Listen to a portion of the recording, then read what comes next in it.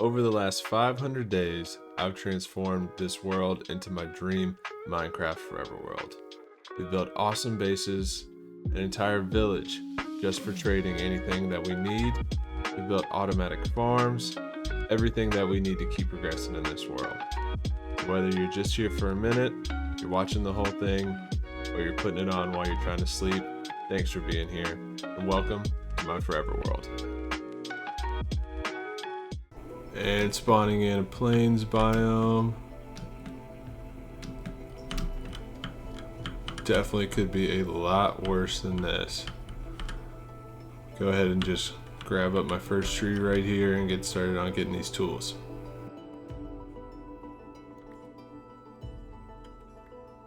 Now this series that I'm doing right now, I wanted it to be a hardcore series originally, but I also want it to be very long term.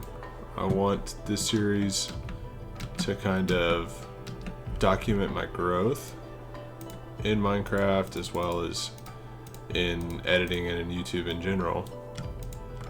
So I decided not to do a hardcore series because I want this to last. And when I play Minecraft, I tend to die a lot.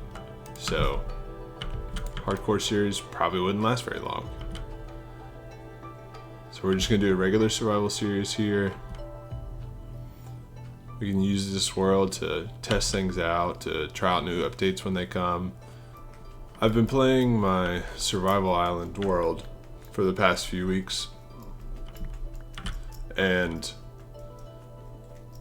that world is fun, but obviously being on a tiny island in the world, we have limited resources. So I wanted to kind of take a break from that and have a full world to explore, to build. I've got a lot of ideas and things that I want to do in this world. So I'm using this as kind of like a little refresh from that. Let's go ahead and get all of our stone tools.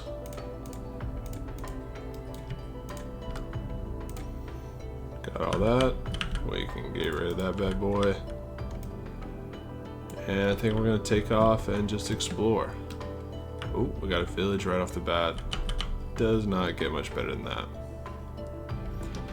Let's go ahead and make ourselves a boat.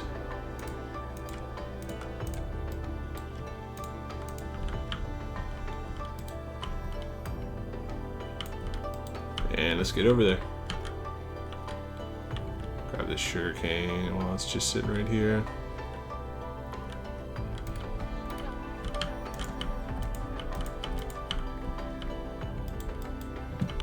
Again, I want this world to be long term, so I'm definitely going to take it slower. I'm not going to rush through any of the game progress.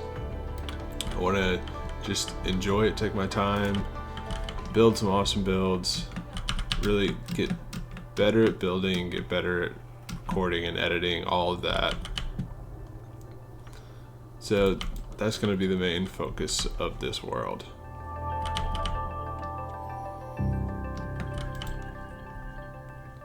I will take your stone cutter, sir. Ooh, looks like we do have a blacksmith down there. I feel like villages never have blacksmiths anymore. I'll take your bed too. And I'll go ahead and grab up all of this hay. Great source of early game food right here, and you know, they don't really need it.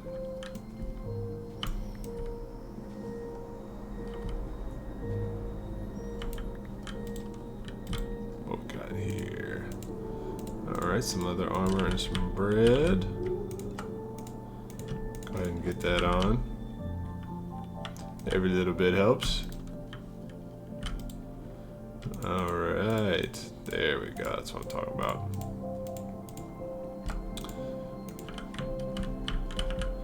You know what? I'll trade you leather armor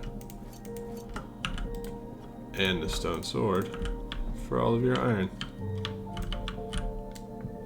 What a nice guy.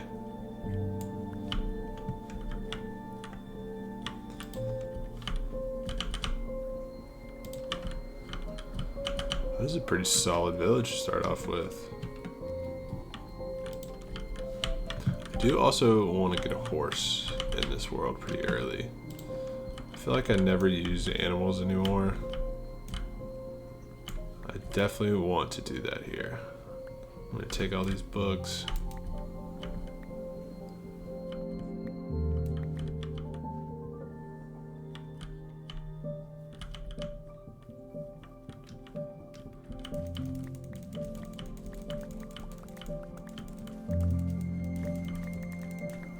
Carrots, potatoes, beetroot. Yeah, there we go, that's all 3. Love that, love that. More bread, sure. You know what, I kind of hate these yellow beds.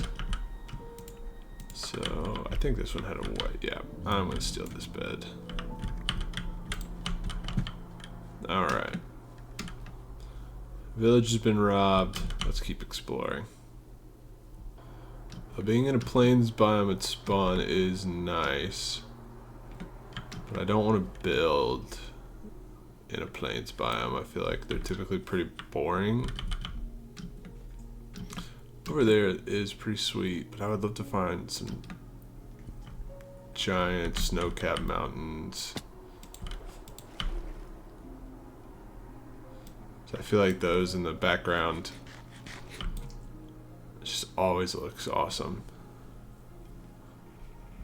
So let's see if we can just sail around a little bit and find us a good little spot. Dude, got some spruce wood over here. Definitely want to grab up some of that. Oh, and it looks like we got a little village up here. Alright.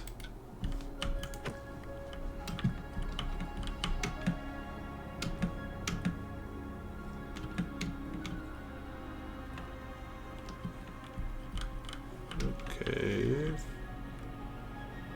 Oh, abandoned village. Okay. Well, that's not fun. I'll take the string.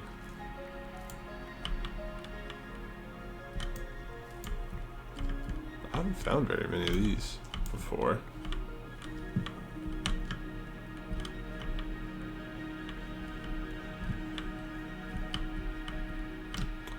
It's ocean ruin, but not in the ocean. Definitely is.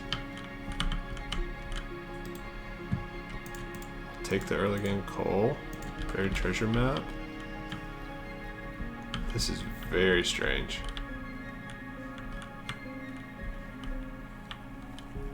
And that's a drown.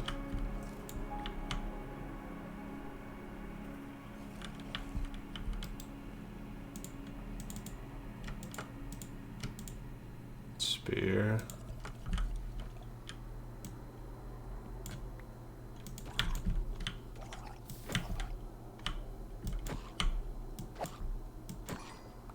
Give me that chest. Looks like night 1 is about here. Grab one of these houses and sleep away the night. A couple emeralds, another bundle. Let me go ahead and clean up this inventory actually. I did come over here originally for spruce wood, so I don't want to forget about that and not get any spruce wood or saplings. Just in case we don't come across any more and wherever we settle down doesn't have any. Definitely want to have access to the best wood in the game. Alright. I say we keep on exploring. One last check. Oh, heck yeah. Iron shovel, swap that out. We're gonna get full iron tools just from villages.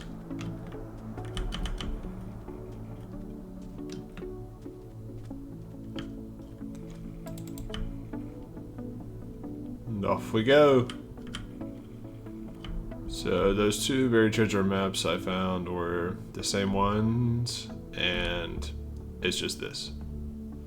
So I don't know if that's bugged out or what, but I'm gonna just go ahead and get rid of those bad boys.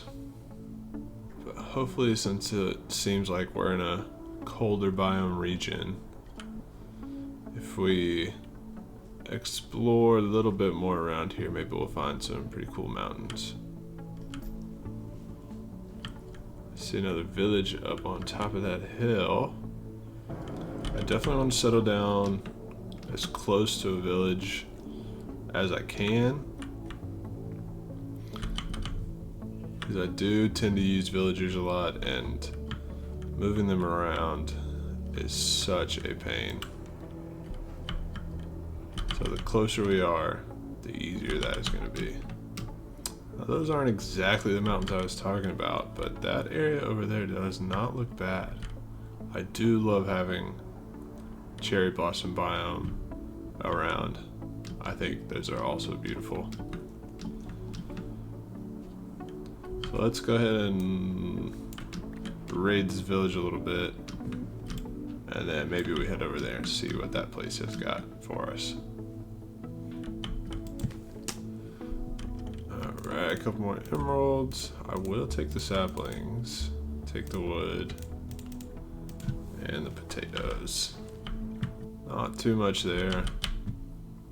Besides that first village that we hit, I feel like villages have been worse recently. I feel like back in the day they used to be awesome to find. You could get so much good stuff from them, but I definitely feel like they've gotten worse. But we got what we could from it, and now let's go check out this area over here. I'm liking the look of this, especially right here on this river. I don't know, I'm liking it. It looks good up here. If I did settle here, I don't think I would build up on the top where this cherry biome is, which this one is a huge one. I feel like I never find them this big. This is definitely a contender for a spot for us to settle down. We got that village right over there. We got some awesome landscape. We got a river for some easy early game travel.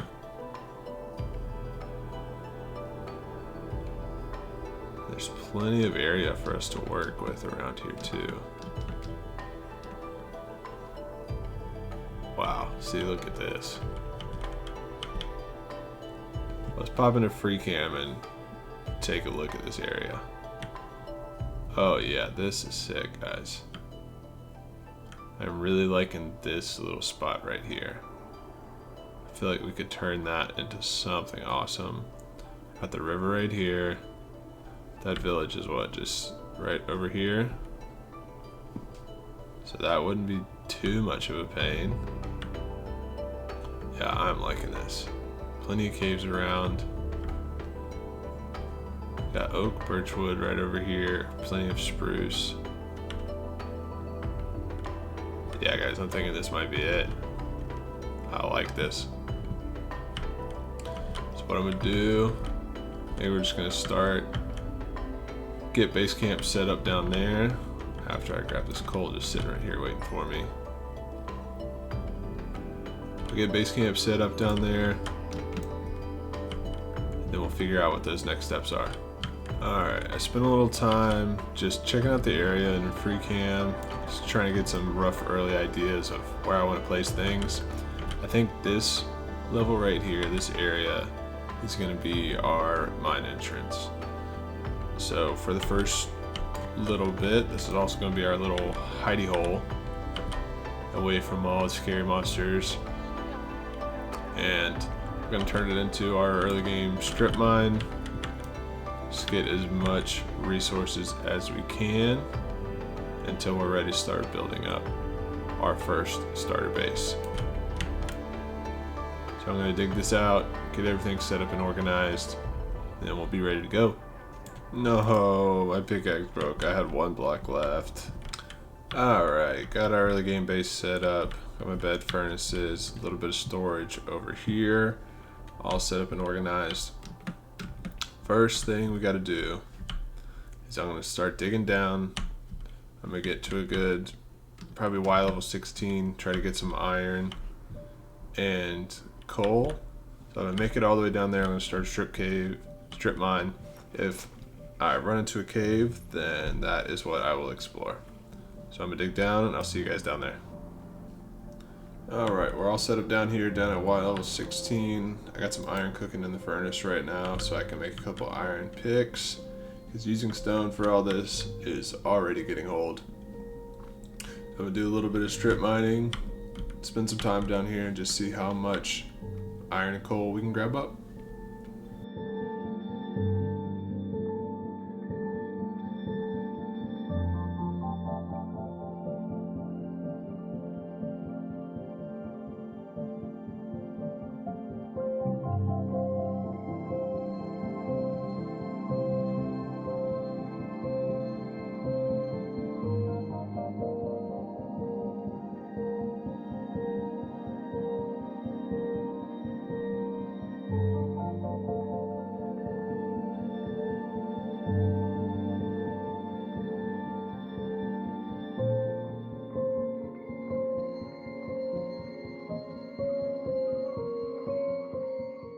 And we're back up to the surface. Went through 2 iron picks. Got a decent little bit of iron and coal. I'll go ahead and get that smelting. Get all this organized. Now I got full iron armor and tools. What I think I want to do next, I got some spruce trees planted over there so that I can get plenty of wood. I'm gonna go up to where I think I want to build our starter base and start planning out how the land is gonna look up there. Got a little bit of dirt with me so I can outline it. I think I want it up here. Not all the way up the mountain, but I saw a good little flat spot up here. Not super flat, it's definitely gonna need some work. Yeah, right up around here. I think maybe we push back this hill a little bit and do it on this level right here. Definitely extend that out quite a bit and create our own little cliff face right there. I think this area up here, I'm gonna get rid of these cherry trees. This area up here is where we're definitely gonna set up our first starter base. And then we'll extend a path down this way, add some farms around the front right here. Try to make sure we don't fall down that hole. So what I'm gonna do next, clear these trees, push this dirt back a little bit and extend this platform out.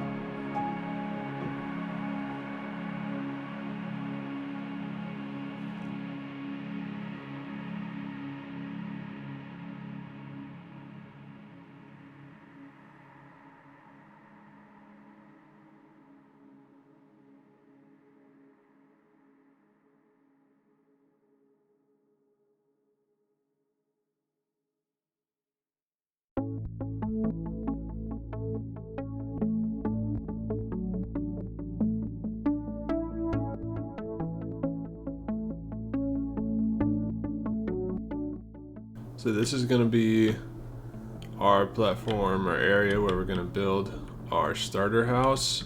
Push this hill back a little bit. obviously extend it and flatten this out. I'll push this back. I'll probably end up getting rid of this whole little piece right here. I'm just not exactly sure what I want to do with everything.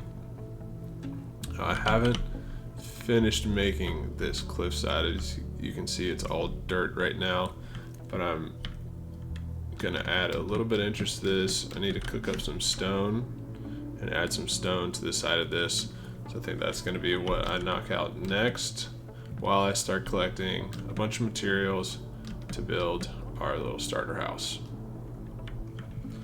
And we got the beginnings of our little cliff here sorted out, and of course it starts to rain just as I start this. We pop in a free cam. There's definitely going to be a lot more terraforming that's going to go on just around this, but this is a good start for us, so we can go ahead and throw our starter base up here. Kind of liking how this terrain is sloping down this way, so I might have a path come down this side.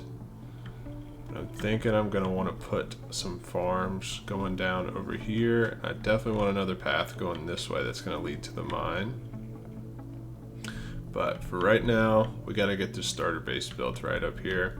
So I'm going to grab some more materials for that, and then we'll get started building. Okay, we got everything that we should need to build this starter house. Plenty of wood, some stone. I'm going to turn some of this into stone bricks, and then we got some diorite. Got our area cleared out, got everything we need, so let's get started on this build.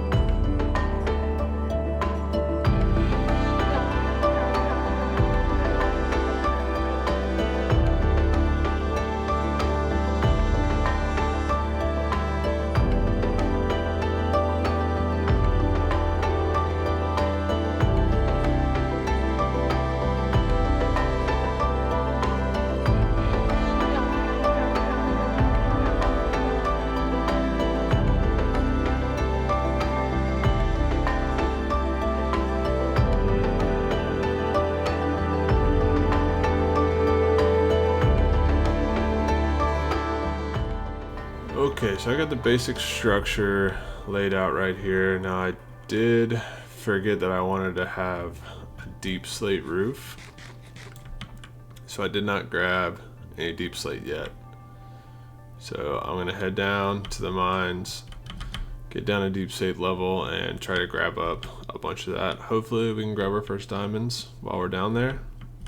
But I'm gonna collect some more materials, and then we will get back to this build. Alright, digging our tunnel down. We found our first diamonds here for the world. Let's grab these bad boys up. Alright, good amount too. That's what I'm talking about.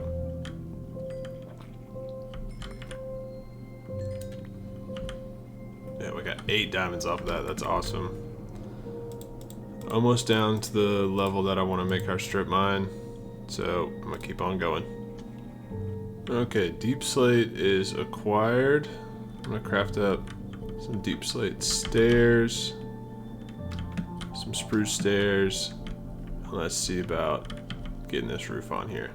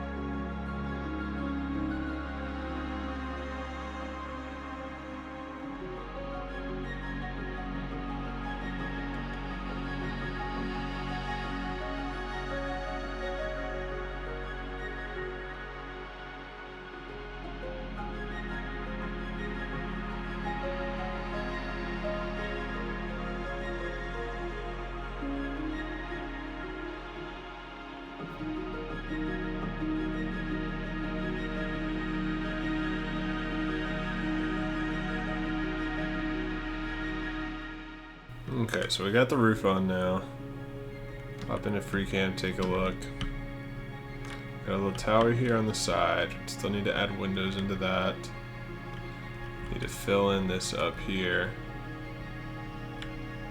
Definitely have a lot more detail to add to it, but we got the basic structure of this thing down. So what I think I'm gonna do is I'm just gonna roll through, add in some detail, finish up the top of this. Alright guys, we are finally done with our starter house build. Not gonna lie, I kind of just went into a trance there once I started detailing. And when I first started putting this thing together, I wasn't thinking it was going to turn out good at all. I was not liking it one bit, but I stuck with it, and this might be one of my favorite starter houses I've ever built. I've really enjoyed so far, so let's take a look. This is what we got. Ourselves a little tower here on the side, 2-story. Show you guys what this looks like. Got a little balcony there on the 2nd story. I used copper trap doors for windows, something I haven't done before. And eventually these are all going to oxidize and they're going to be that blue-green instead of this orange color. And I think that's going to look a lot better. But we got a lot of detail here on the outside. It really all came together once I started putting all these details in, all the stairs, all the trap doors. I'm really liking how it turned out. And let's go take a look at the inside. Now, interiors are definitely not my strong suit. But in here, we got a good little bit of storage. That should be plenty to get us started. It's somewhat organized. Don't worry too much about that. Got our crafting table, our stone cutter, furnaces that'll do us until we get a nice little automatic smelter going. And upstairs, not a lot of decoration up here. Got our bed and out onto our patio overlooking this river, the lake, all this beautiful land out here. So far, I am very happy with how this turned out. Like I said, I wasn't sure about it in the beginning, but I stuck with it, and I'm really liking it. We got a lot to do on the land, and as I was building this and collecting all the materials, I ran almost completely out of food and out of iron. I used a ton of tools, used a lot of iron for the lanterns, and I ate pretty much all of my food. So the next thing we gotta do is get some farms going. And what I'm thinking for that is we're gonna have a path that goes down here that leads to the mines. And along that, I want to build quite a few farms to kind of fill in this area. So like something like this, we'll flatten that out, build another cliff, and then add a little patch of farms right there. Do that all the way down. First thing we got to do though is figure out where the path is going to go. So I think I'm going to start down at the mine and work my way up and just kind of see where the land takes me. I think we want to come up this way. I don't want it to go up too steep. Actually, let me grab some dirt. Okay, so starting here, we're gonna wind our way up.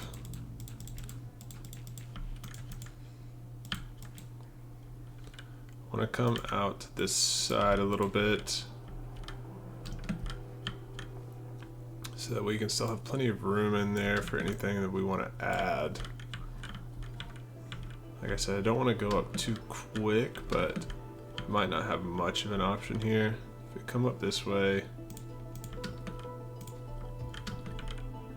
take it out here, and then from here start turning our way back in.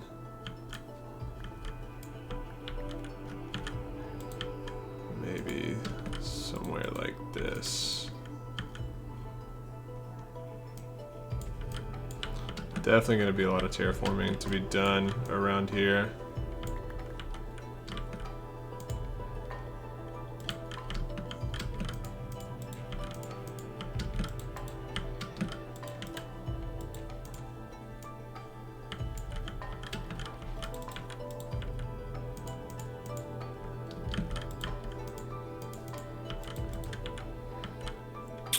Man, look at that sunrise coming up over the mountain. Never gets old.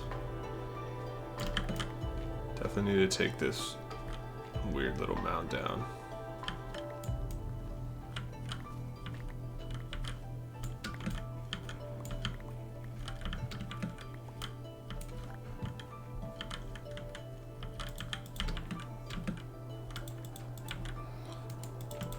Bring this out a little bit more. I do like these pink petals, but they're kind of the same deal as a leaf litter, where when you're trying to work around them, they just get in the way and they're just annoying.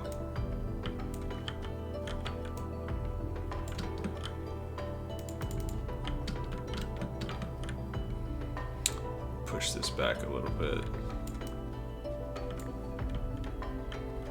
If I can, I like to have a 2-block width so I can add just a slab instead of using actual stairs. Definitely prefer that on my pathways than just having a bunch of stairs going up somewhere. But some spots like down there where it's steeper, I'm not going to be able to avoid that. So just wandering our way down here. Coming down this way.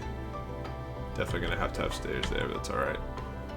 And then down here to our mine. So that leaves us a ton of room here on the inside to build out a couple more platforms, and those are going to be our farms. So I'm thinking we're definitely going to have a platform right here, maybe at this level. I'll bring that out some. Come out here. I'll have another one down about here. And then we'll probably do one more down there before we get there. So we'll have 3 different crop fields over on this side. So I'm going to take a second, grab a few more shovels, and start planning these out.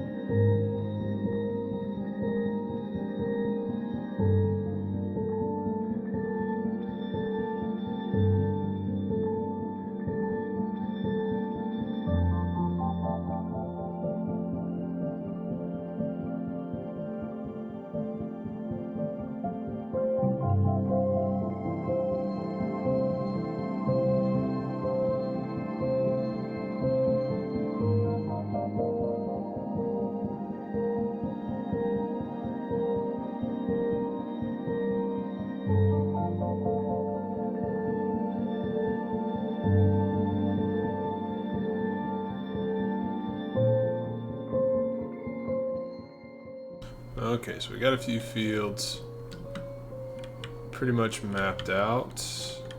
Let's take a look at what we got so far. Alright, I'm liking that. So we got one field up here. I decided to throw a 4th one over here because we did get some beetroot seeds. So we got wheat, carrots, and potatoes, and beetroots to plant up. So I think we'll have one of these platforms for each. What I gotta do now is same thing I did here on this little cliffside. I gotta add some stone and some andesite to each of the 4 of these just to make it look a little bit more natural. So I'm gonna pop off and go ahead and get that done next. Alright y'all, I got all these walls finished here. Haven't done this side yet, but that's gonna take me like 30 seconds. Pop on out into the free cam just to see it. Every platform on this side has got its own little cliff. I extended this one all the way down to our mine entrance. We'll be decorating that later, so that'll break up that wall a little bit more once we get that done. But now that we got all our fields prepared, I think it's time that we go ahead and get all these things planted because I am running out of food.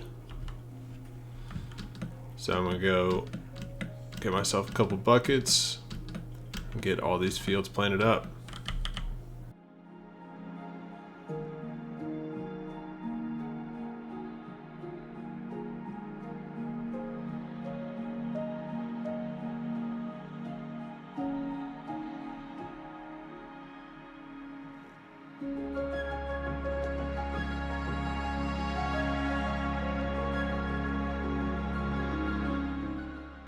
Alright guys, there we go. All the fields are tilled. Only had 4 carrots. Definitely not all planted in. I'm gonna have to wait for these to grow for a while to really fill all these in. Once they're filled in, once they're grown in, it's gonna add a lot to this area. Let's just check it out real quick. Oh yeah, that's gonna be great. Definitely gotta add some more details. I wanna add a border to each of these and add some lighting inside. So I'm gonna knock that out real quick, get this path sorted out just a little bit more. I got details put in on our farms, fence post and leaf border. Got our stone bricks and lanterns in there to light it up. Didn't have enough lanterns for all 4 of them, so I ran out of iron, but that's an easy fix. Everything's still not planted in. I'm gonna wait for all that to grow so I can fill it all in, but we got our pathway all the way going down from our mine up here to our house. I'm definitely gonna be adding more detail to this pathway as we go through this, but I just wanted to get it installed so that way we have a way up and down. We don't have to sit here and jump up the mountain every time we need to go back up to the house. Alright guys, welcome back to the survival series. We're here on episode 2. Last time we were able to knock out this awesome starter base here behind me and get our farm started, but now we've run into a little bit of an issue. I ran through nearly all my materials and all my iron while I was on this build, so that is something that we need to tackle first and foremost here in this second episode. Now, I need to go to the mines and I need to get iron and I need to get diamonds, but I cannot be bothered to continue mining with just an iron pickaxe.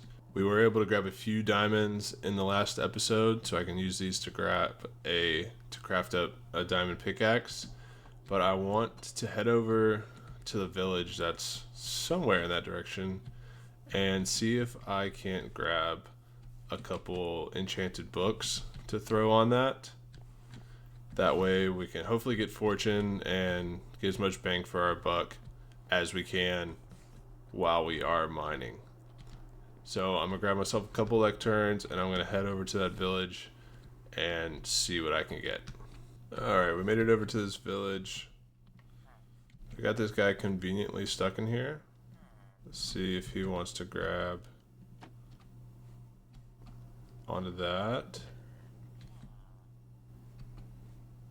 Come on, I know you want it. There we go. So this guy is going to be our source of emeralds here. Do the old typical scam, sell him a bunch of sticks to get the shiny greens.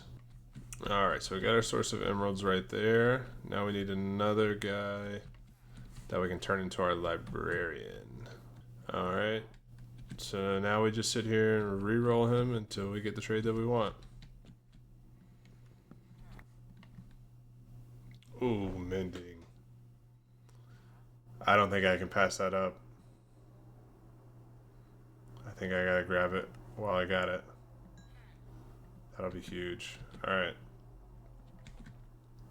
So we got a mending villager. Now we still need, ideally, a Fortune 3 guy. If I can get Fortune 3 on my diamond pick, then I can get all the materials I'll ever need. Fortune 3, let's go. Alright, 31 emeralds, I'll take it. That's huge, that's huge. Alright. We got our mending book, we got our fortune book. Let's get out of here. Alright. We got the 2 books that we needed. We got mending, we got fortune 3. Go ahead and head back. Make our pickaxe. I don't even think we have enough iron to make an anvil to put those books on there. So we gotta at least go get enough iron for that to start off. So I think you need like 31 pieces of iron to make an anvil. And we have 3 back at home. So I'm gonna head down to our mine. Hopefully we can get at least 28, 30 pieces of iron. Alright guys, we made it back. Got just enough iron to make ourselves an anvil. So I'm gonna get that cooked up, get organized, and then we'll keep on going. All right, iron is smelted up. Let's go ahead and make ourselves an anvil. There we go. Plop that bad boy down. And let's make our diamond pick. I'm hoping I have enough experience levels to knock this out. Mending, fortune. And sure do. Fortune 3 mending. Awesome. Alright. Now we're headed back down to the mines for a serious mining expedition. We got a lot of materials we need to grab. Try to get a bunch of diamonds, a bunch more iron. See what all we can grab up. So see you guys when I'm all done with that.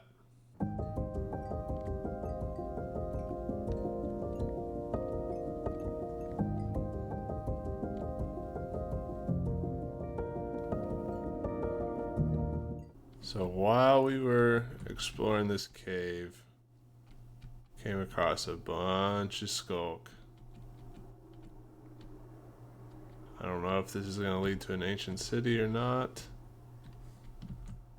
I think we got to make our way down there and check that out. Okay, that was a shrieker.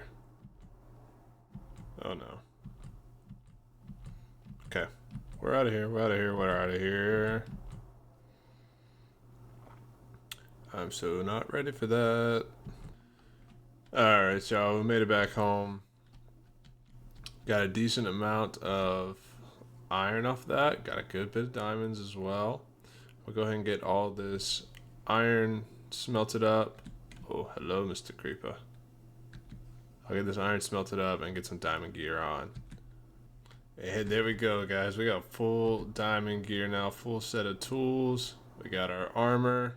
Only thing that's enchanted is our pickaxe, but we're gonna work on that one next. Alright, y'all, now that we got full diamond gear, the next thing I want to do is get it all enchanted. In order to do that, we're going to have to build ourselves an enchanting setup, and we do not have enough leather to get that done. So what I need to do first, in order to get that enchantment setup going, is find a little area where we can farm up some cows. Bring some cows over, breed them up, and get plenty of leather so that we can get this enchantment setup built. Okay, so I'm thinking we're gonna build a cow pen down here, this area, probably right at this level. We'll build them a little platform out here. Might split it up between cows and sheep. Definitely just gonna focus on the cows at first. I need to grab some dirt. I'm gonna outline this. Give our cows a nice little spot so we can get plenty of them.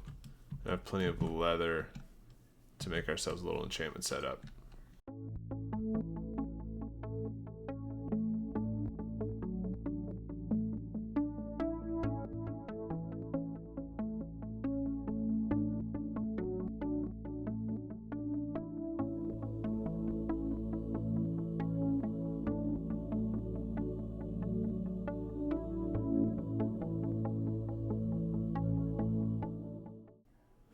And we have got our cow pen all set up down here.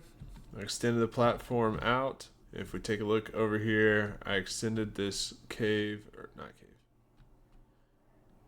I extended this cliff face down a little bit, threw in some andesite for some texture, and we got our fence and leaf combo that we used on all of our farms up here. Threw in some hay bales for some decorations. I had a couple cows just hanging out right down there, so super convenient just to bring them up here. And we got our first baby cow hanging out over there. So I'll try to remember as best I can to get these guys breeding and feed them as often as I think about it. And hopefully by the time we're ready to set up that enchantment table, we have plenty of cows to get all that leather that we need.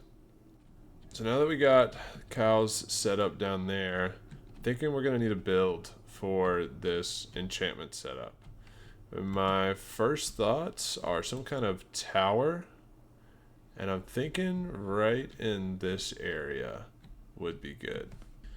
Not something too big, but something to kind of fill in this spot down here. Have a little tower with an enchantment setup.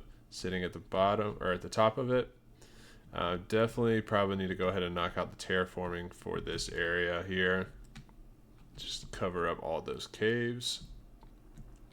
But I think that is going to be the first thing that I do. So I'm going to grab a bunch of dirt, try to clear out an area, and get this whole side kind of smoothed out a little bit.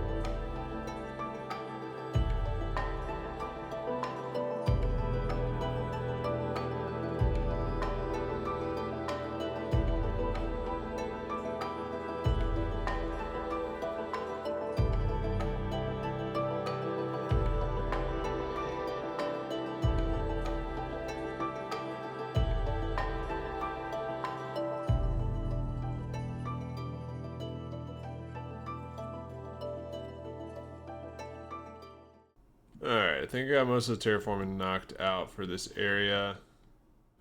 I widened out this platform right here and went ahead and made another cliff face on this. Stretched it out over here, so eventually we will have another little area right here where we can build something. But this is where we're going to throw our enchanting tower. Now, I definitely am running low on resources, and I want to use the same palette that I built our starter base out of. So I'm going to spend a little bit of time grinding some resources, just getting more stone bricks, grab some more spruce wood from our little makeshift farm, and probably going to need some more copper too, because I think I do want to use it for the windows, kind of similar to like I did here. So that's what I'm gonna get to next, just a little bit of a resource grind. Alright, so very successful mining trip. I got almost 3 stacks of iron. I grabbed some extra copper, and we got plenty of cobblestone that I'm smelting all up here just temporarily through these furnaces down so I can get a bunch of that stone smelted up. Now I'm thinking I definitely want to have the spruce pillars as a base. Just like on our house up there, and I'm going to have stone and stone brick as the walls here on this first part. Let's go 1, 2, 3, 4, 5, 6, 7. Let's go 9. This can be the front entrance right here.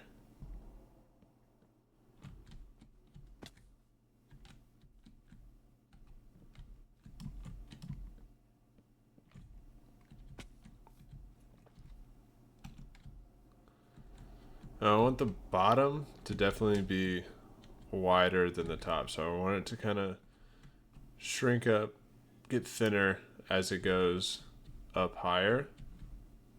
So this is as wide as it's going to be, and then it's going to get a little bit thinner up at the top.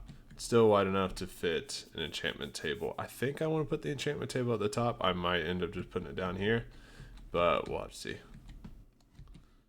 Alright, we got the basic structure in for this first part. I'm just going to go through and texture up some of this stone brick. Add in just the regular stone, just like we did on the starter house. I like a pretty even mix when I'm doing this kind of texturing, the stone brick and the stone. I just feel like they work very well together. Sometimes it can be a little overdone depending on the how well the blocks look together, but I think this one looks good when it's pretty even.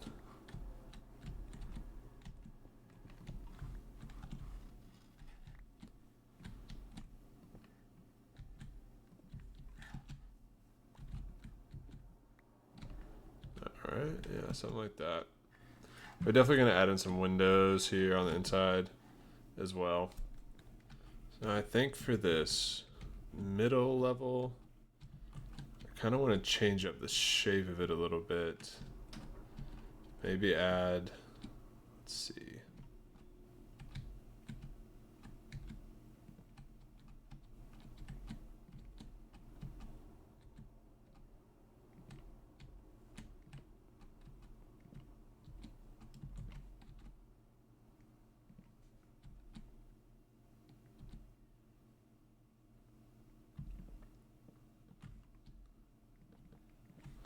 We have some spruce pillars coming up this way.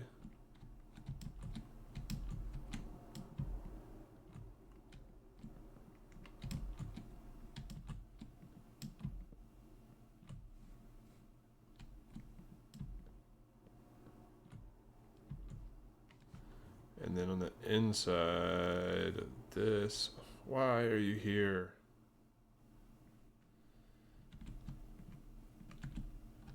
Inside of this is where we're gonna put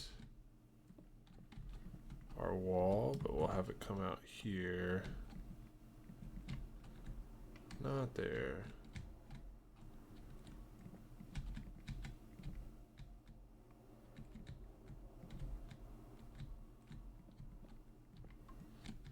That's gonna be a lot tall. I'm gonna make this a lot taller too, so at least double what it is right now. And obviously strip the logs. This is definitely a trust the process kind of thing. I am just kind of flying by the seat of my pants on this one, figuring out as we go. And just like the house, the details are gonna make it look good. So I just gotta stick with it while I get this structure down. And then once we're able to really start adding in the details, that's when it's gonna really come together. Right, I think that's probably a good height right there. I need to figure out what I want to do with this top part. I think I want to bring in the diorite like we did on the top floor of our house. The shape is going to be the interesting part. I feel like the top needs a interesting shape here. Okay, so this is kind of what I came up for with the shape of this top floor. In these corners, I plan on putting spruce fences to kind of bring in some more wood. And all these transitions right here and right here, we're going to smooth out with details. So please just trust the process on this. Now I have focused more on kind of the design and not necessarily the practicality of this being an enchantment setup because it's not really big enough. But I think we may be able to squeeze it in here in the back. I can put some bookshelves here. I can take out these corners. Throw a row of bookshelves right here. Same thing over here. And then have our enchantment set up right here. We'll have a ladder that goes all the way down there to the bottom, which I probably need to set up so that I can have a safe way down. But we got this top floor pretty much set up. Now I need to figure out what I want to do with this roof, since it's kind of like a wizard tower mystic kind of thing. I definitely want like a tall spiky roof, which I haven't done very many of those, so I'm gonna have to figure out how to do that. But I definitely want to do it out of deep slate. I think I'm gonna mix up some deep slate bricks and tiles and see what I can get done with this roof. Alright, so this is what we came up for with the roof. I kind of like it. The shape of this top floor kind of determined the shape of the roof, and I like the way that it turned out. So that is our roof done. Got the main structure done, got the roof done. Now we just have to get all these details put in. So I'm gonna grab a bunch of stuff that we need, probably just gonna zone out and knock out a bunch of details here. And that is our enchantment tower all set up. I finished out most of the details. I'll probably add some more to it, especially on the inside as we go through. Now, inside definitely isn't done, but we are putting the enchantment setup all the way up here on the top. So I got this all set up. We're going to throw that back here once we get enough bookshelves and obviously the enchantment table. That's going to go back here so that we can enchant all of our armor, all of our gear. But that is this build pretty much done. It is ready to be used now. Definitely got to decorate the exterior outside of it some more along the land, but we'll definitely knock that out another time. And we have been bringing up our cows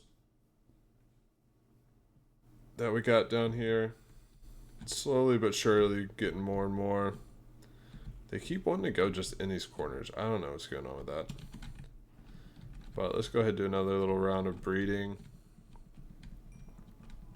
We're going to need quite a few more than this to get a full enchantment setup going. But we're getting there slowly but surely. I'm going to run down and go ahead and harvest up my sugarcane that I planted down here by the water, just to make sure that keeps growing and we have plenty of that when it is time to make all those books. Alright, I went and grabbed some obsidian from a little lava pit, and we can go ahead and make ourselves an enchanting table. We do have 24 books. Let's see how many bookshelves we can make out of that. Make 8 bookshelves. Definitely not enough, but it's a start. Let's go ahead and head up to the tower, put these in, see what it's looking like. Alright, first 8 books are in. Enchanted table's gonna go right there. See, that gets us to level 16. So we definitely need a few more, not too much. I had more books than I thought. But the cows are coming along. Soon I'll be able to get rid of a few of those and grab some leather and finish off that setup. So while we're waiting for our cow population to increase, one thing I can work on real quick is this mine entrance right behind me. Now the mine is very functional, but very simple and ugly. It's just a staircase without stairs that goes all the way down. And so I think it's time to throw a little decoration in here. And it's been a while since I've actually used a minecart system. So I crafted up some rails and a minecart. I think I want to have a staircase going down on one side and a rail that goes up and down on the other side. So that is what we're going to work on while we're waiting for those cows to populate. Alright, so we got to go with the typical spruce pillars on the side. Connect those in the middle. I want to go out one there. Have these sticking out. And I got lanterns to throw on the front of this as well. Lanterns just make everything look better. There's something about it. Let's get a staircase right here. And this is where our little minecart system is going to start.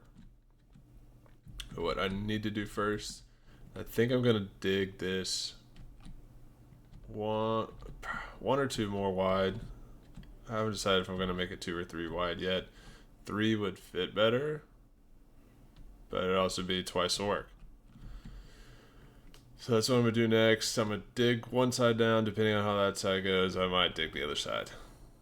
Alright, so we got it dug out an extra 1 block wide. I'm definitely not going to dig out this other side So I got our stairs put in all the way on one side and rails going all the way down the other side. So let's give this a little test run.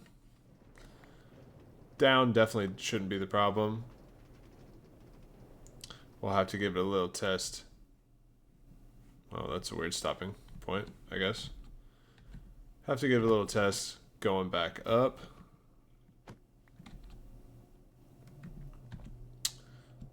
Grab my button. I think it should work there. Yeah. So much better than jumping up the stairs every time. Alright, well, we're definitely going to figure that out. Alright, minecart situation all figured out. Now it's time to beautify this a little bit. I want to make this look more like a cave that's dug out. And then we definitely need to clean up that path going all the way down. That is what I'm going to work on next. Make sure I got plenty of stone here. Probably going to need to cook up some extra stone, but I'll deal with that when we get to it. Alright, here's the top part of this. Just kind of rounded everything off, made it look not so square. Threw some barrels and a furnace over here on the side. I'm really liking that. So we got the outside. Alright, try again. Got the outside right here. Come in. Nice little cave with our minecart. We can take that all the way down. Now I need to work on this pathway. I think I want to get rid of all this granite and the diorite and everything, replace that with stone, and then add in some spruce pillars for supports here and there, and then kind of hang the lighting off of that. So I'm going to make sure I have enough stone smelting up, and then I'll get to switching all that out next. Alright, little mine shaft is all done. Let's take a ride down, check it out. We got our spruce pillars, lanterns that make everything so much better. Nice and simple all the way down. And it'll take it all the way right back up. Now, while I've been doing this, I've been back and forth breeding up the cows, and they are quite overpopulated over there. So I think we should have plenty of cows, plenty of leather to finish out our enchantment setup up top. So I'm just going to take a second and kind of thin out the herd of these cows a little bit. I mean, look at all those down there. Need to free up a little bit of space. So I'm going to dump off my inventory. I'm going to take care of those guys, and we'll see if we can finish off that enchantment setup. Alright, herd has been thinned out. I took out all the grown-ups, left the babies. Got lots of beef and almost a stack of leather. That'll definitely be enough. So I'm going to go ahead and make some books, and then bookshelves, and finish out this enchantment setup. Alright, we got 12 more bookshelves. Let's go add those in. See if that gets us all the way to 30. I think it definitely should. Alright, we got them in all the way up to level 30. Obviously, we're not level 30. And we don't have a solid source of XP. So that is going to be our next challenge. That is something that we are going to tackle on the next episode.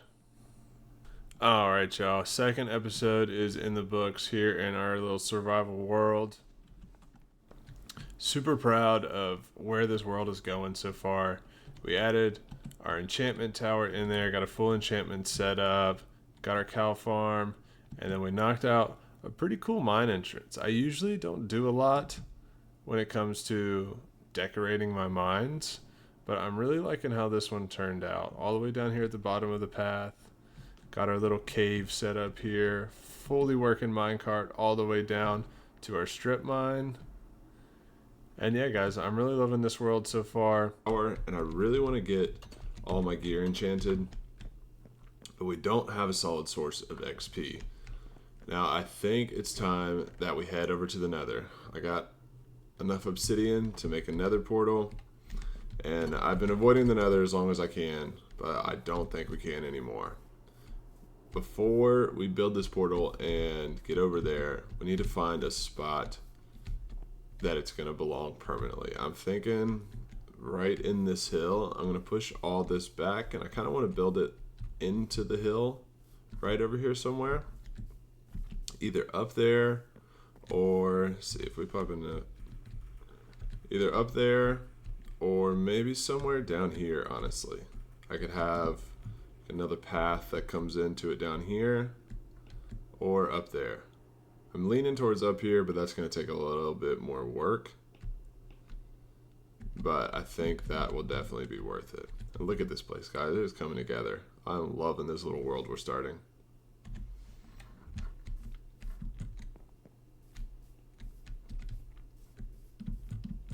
I think I might turn this hill into like a staircase, and then we can kind of throw it back here somewhere. It's going to take a lot of terraforming, but I think that'll definitely be worth it.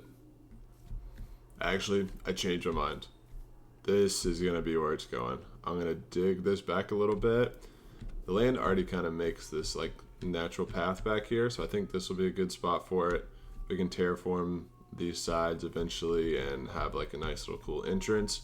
But I'm going to dig this dirt back, and then we'll get our portal placed in the mountainside right there.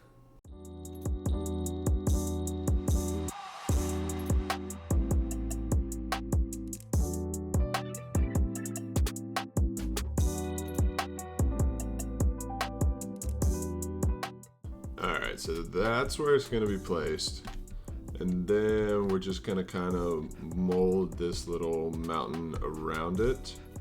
Kind of want it to be like hidden back in a cave. So I'm going to grab a little bit more dirt, see what stone I got, and try to make this look a little bit nicer.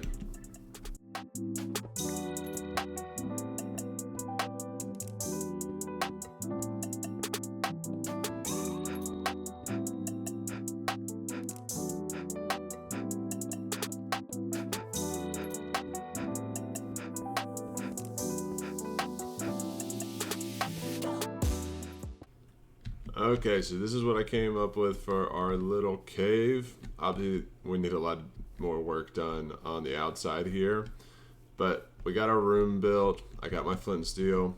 So let's light this portal, and let's check out our nether. Alright, right in the middle of a crimson forest. I feel like my last, like, 3 nether spawns have been in a freaking crimson forest, man. I'm gonna grab some blocks so I can build myself a little safe space over here. Alright, so let's take a little peek around, see what we can find. Alright, at least it looks like we're close to getting out of this crimson forest. I want to grab up as much quartz as I can for the XP. I'm going to grab this gold too, because I don't have any gold armor, so these little piglins are going to be all over me. Oh my gosh.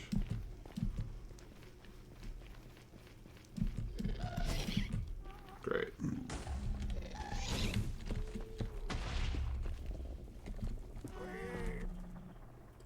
Alright.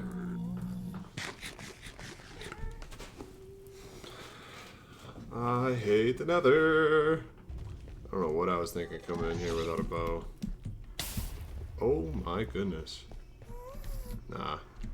Nah, nah, nah, nah, nah.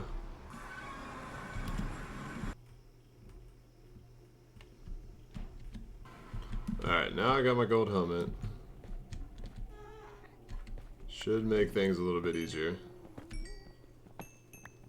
Don't have to worry about the piglins. And there is level 30. Alright, came across a bastion here. I was digging a little staircase down from another portal. We got a little bastion right here. Definitely not ready to take that on. I want to get some enchanted gear before I go over there and try to fight that. But it's good to know that we have one there. Alright, so we were able to get up to level 33 just mining quartz. I've mined a bunch of quartz.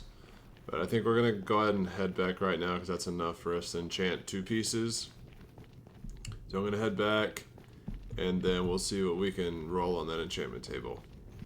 Alright, we're up here at our enchantment table. I made a new diamond pickaxe. Let's see what that's showing. Unbreaking 3. I do want that. Ideally, I want a breaking 3 in efficiency so I can combine it with this one. Let's see. Just unbreaking. I should have went ahead and made another one. I'm going to make one more pickaxe, see if I can't get efficiency on it. Even if I spend all my levels just on the pickaxe right now, it'd be good to have. This is a really good pickaxe going forward that I don't have to worry about. Alright, made another pickaxe. Gotta pull efficiency. Efficiency 3. Oh, infinity. I could get a... nah, I'm not worried about a bow right now. Let me just get efficiency 3. And fortune 2. But I already have fortune 3, but that's whatever. Alright, so I'm going to go back to our house. Combine those 3 pickaxes up. Hopefully I have just enough levels to get that done. Alright, there it is. Fortune 3, efficiency 3, unbreaking 3, and mending. Just got to get a better efficiency on that eventually, but that'll work for right now. Took us all the way down to 1 level. So we definitely need a better source of XP. Something that is a little bit more stable than just mining quartz in the nether. And my plans for the future of this world is I want to turn this section over here into like a trading village. So I'm thinking it might be time to get some villagers over here, make an iron farm, and then that way we can trade that iron to villagers for emeralds and get XP that way. Because that's definitely a really good way to get XP. But before I even get started on this section, I need to have a way over there. So I need to build a bridge, and I'm thinking our bridge can come down here, connect right about here, or maybe even a little bit closer. I wouldn't mind it being close to my house, somewhere here. I'll have a path that goes down, and then we can build a big bridge connecting our side over to our future trading village. So I'm going to think on that bridge idea, get some designs, grab some materials. Definitely going to need a lot of spruce wood, and then we'll get to building. Alright, Joe, so I went ahead and grabbed all the materials that I need, and I went ahead and laid out how I'm going to want this bridge. I continued this path that goes down to our cows off to the other side. I did some rough terraforming just to get the path laid out. There's still a lot I have to do out here. And then this is where we're going to have the bridge level. So I went ahead and got it figured out so I could see what height we needed at. I got all the materials I need. I got plenty of spruce wood. I think I'm going to use mainly stone bricks and then some tough bricks for the sides of this. So let's go ahead and get building.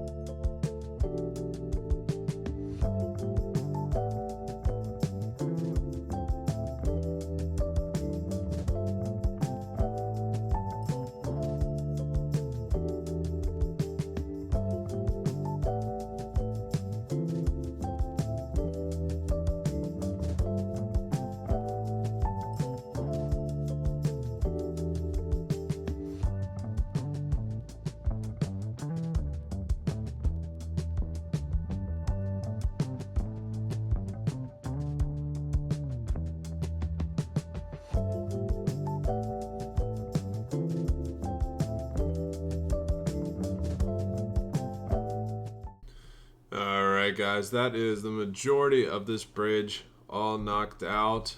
Very simple, but I like it. I think it fits what we've got going on here pretty well. I definitely have a lot of terraforming and work to do on the land around here. As you can see, this dirt platform's just floating. So I'm going to do kind of the same thing I've been doing over here. Continue a little cliff face down. I'm going to clean up this side a little bit as well. And eventually I'll be adding some more details in here. I really want to use some mossy stone bricks, especially like down at the bottom near the water. But I haven't come across any moss yet, so when I do, I'll be adding that into this. But I think for right now, that is the majority of the bridge all knocked out. I'm liking that. It's going to give us a good little path to get over to our future village all the way over here. Alright, and there is our cliff sides done. Added a wall right here, up in this spot, and then of course this big one down here. Now these tall cliff sides, like this one, and then this one over here, they're kind of a pain in the butt to do, but they make things look so much better. So I'm definitely going to keep doing them as we build out this little area. The last thing I wanted to do on this bridge right now is I grabbed some spruce logs. I just want to go through and texture up this bridge a little bit. I'm going to add in some logs and then strip it just so it's not all just planks hanging out here. Alright, and there is that. We got our bridge all finished up,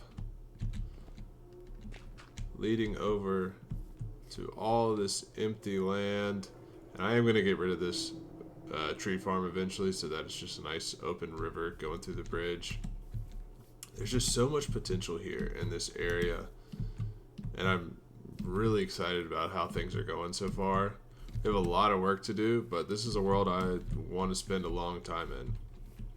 I mean, look at that. Imagine those spruce trees aren't there. Just look at that right there. That's incredible. I'm loving this. Now that we do have this nice bridge over to the other side, and all the horses are over on this side, I think it's time we get ourselves a horse.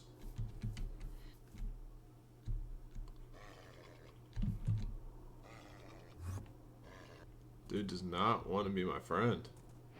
There we go.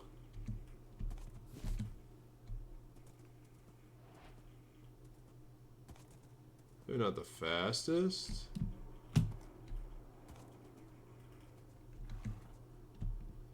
Actually, let's see what this guy's got. This one's pretty. Oh yeah, this guy's way faster. Yep, this is my horse. Let's take you home. Now I know that means we need a name for this guy. I'm not very creative with names, so give me some help. Drop a comment. I'll pick the best one and name this guy in the next episode.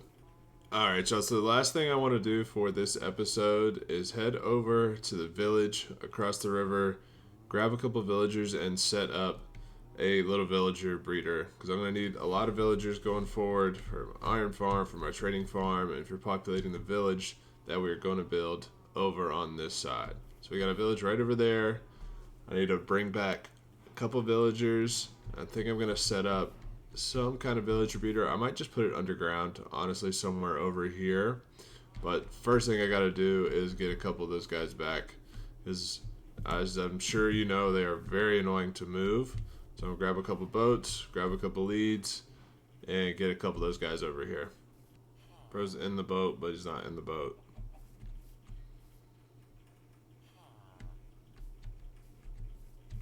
Oh, what? Alright, villagers are back in. They are safe and sound in a little dirt hut. I got them over here to our future village island. Now I just got to figure out where I'm going to put this breeder and what kind of breeder am I going to do. I'm not sure if I want to do like an automatic one where they just breed by themselves.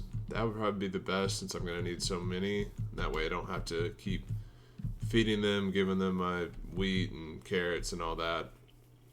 So I'm probably going to end up building an automatic one, probably somewhere back on that side, because I want all this to be filled with buildings and different stuff. So if we put it back here somewhere, then we can just send them down the hill on minecarts, and that would make things a whole lot easier. Alright, so I got all the materials that I'm going to need for this villager breeder. I just decided to go with a simple one that I have to actually manually give them food to breed. I've done the automatic one before, and it is very efficient, but if you don't use the villagers, they just pile up and pile up and pile up, and it just doesn't stop. So I decided to go with one that I just have to feed them every time I need villagers. And so it's going to be super simple. This is all the materials I'm going to need for it. And I think I'm going to put it right around here at the edge of this bridge, because I want to have like some kind of tower right here once you come off the bridge. Probably similar. Oh, goodness. I'll deal with those guys later. Probably similar to our enchantment tower over there. I'm just going to throw it somewhere along this side. And so that way we can use that tower to hide our villager breeder. But I'm going to level out this area a little bit and then get to building this breeder.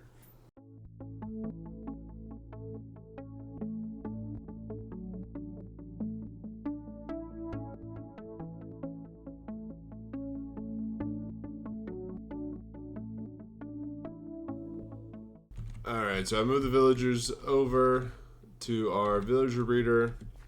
I got a little dirt pathway going up. Now once it turns nighttime, should just be able to break the boats, and they should pathfind up to these beds, hopefully. But you guys know how villagers work. They never really do what you want them to do. So we'll see how that works. I'm going to wait for nighttime and see if we can't get these guys up there. Alright, moment of truth.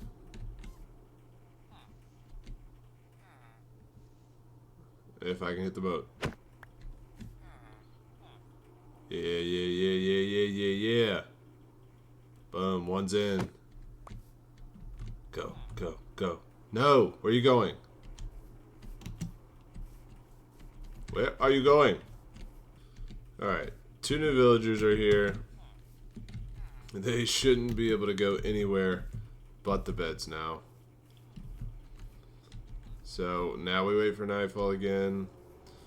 I had to grab the Fletcher that I was trading with over there in the past, and then a Nitwit, but I'm pretty sure they still breed. They just can't have jobs. So hopefully that's fine. There's only one other villager left over there. So if something bad happens to these two, I'm going to have to figure out something else.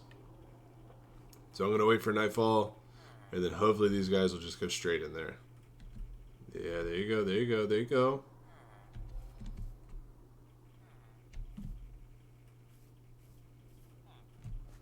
I mean, that's fine too. You're supposed to go to sleep, not you. Dude, come on. Go up there. Yes. Keep going. You're almost there. No. Yeah, where are you gonna go now, huh? Where are you gonna go now? Nowhere. Yes! Finally. Alright. Get rid of all this. And then it's time to test it.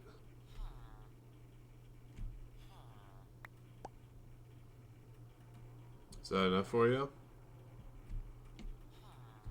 Alright, I just gave you 22 pieces of bread. Come on, guys, do something. Hearts?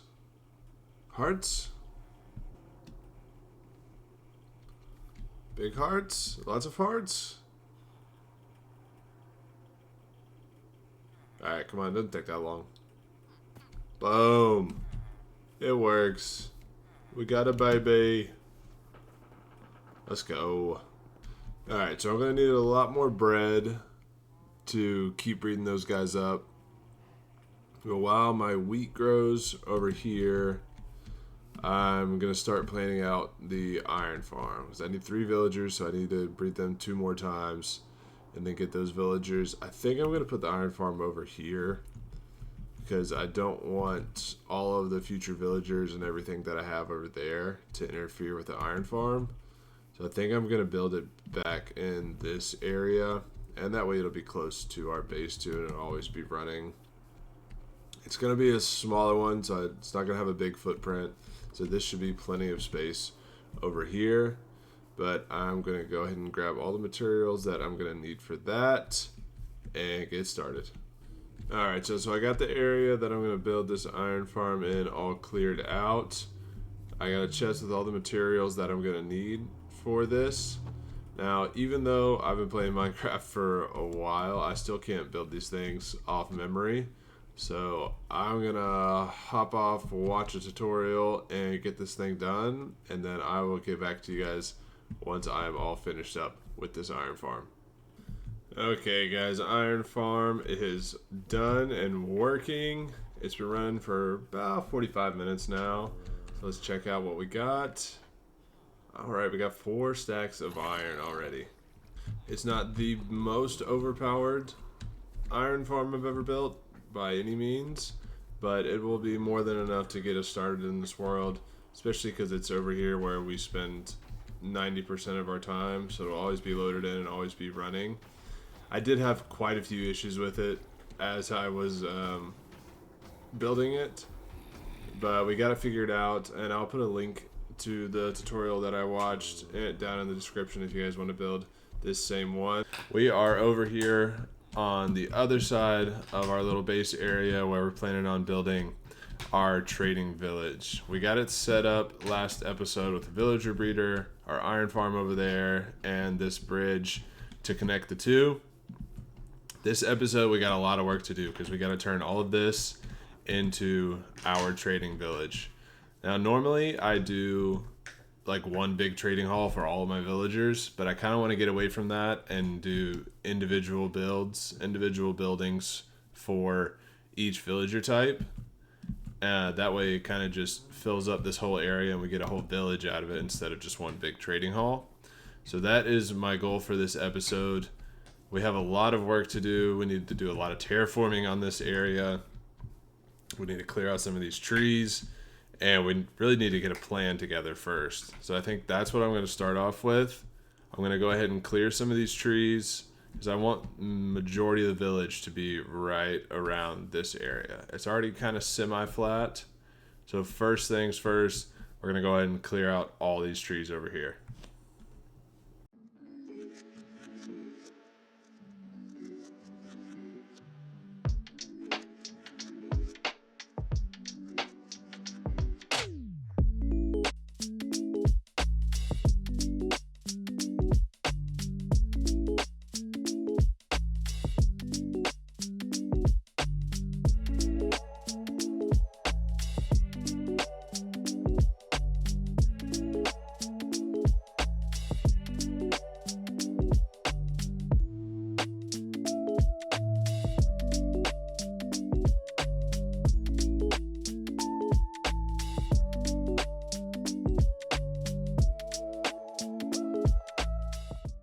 Alright, and the forest has been nice and chopped down.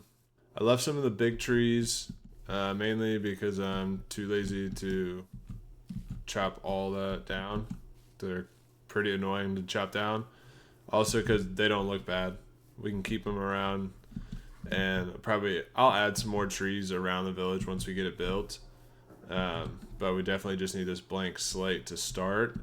I think what I need to do next is start on a little bit of terraforming. I want to knock out this layer of dirt right here so that the majority of this is on this level.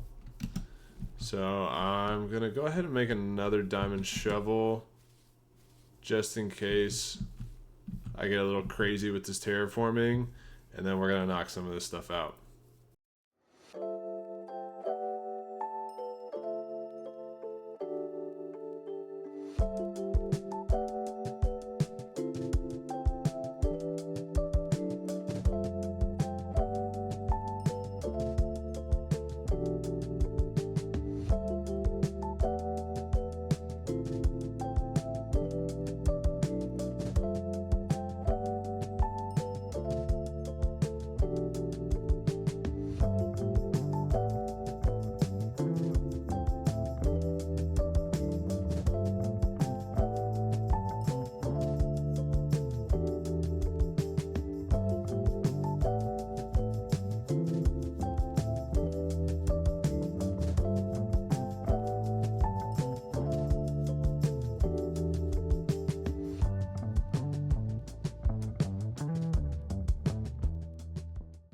I'm definitely going to try to hold off on any more large terraforming projects until I get fully enchanted tools, because doing that with an unenchanted diamond shovel was pretty painful.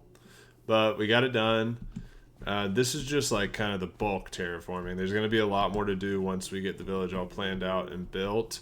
We'll be able to make all of this look a little bit nicer. But what we need to do right now is, I did bring some netherrack with me. I want to use this to kind of get an idea on the layout of the village. So I want a path coming from our bridge down here, and I want maybe like the central point of the village to kind of be somewhere around here. Let's take a look in FreeCam and see. Yeah, I think that's a good spot for it. We'll have maybe like a fountain, some kind of central area right here, and then we'll have our builds around it. Definitely want some stuff to come down towards the water. I want to have some fishermen and some docks. But that's going to be the center of our village. And then let's plan out the pathways and then the buildings that we're going to need as well. Okay, so first building I'm thinking about is going to be kind of like a farmhouse. I want to have it somewhere over here. These all don't necessarily have to be super big, especially like this little farmhouse and stuff for villagers we're not going to use a lot. And these aren't necessarily going to be like final sizes and shapes of it, but I just kind of want this area blocked off, and then we can use all of this land back here for the farmland, so that'll fill that in nicely. And next thing I know that I want is down here by the water. I want to build some docks and have like a little fishing hut. So that's going to go somewhere over here. This is going to need a lot of terraforming for sure. This little fishing hut can definitely be small, but let's just say like this for now.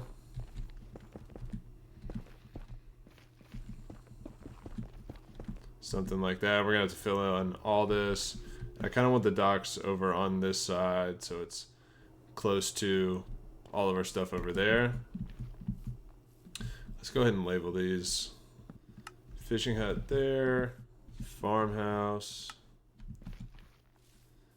and we need, I want to do one building for the armor smith, maybe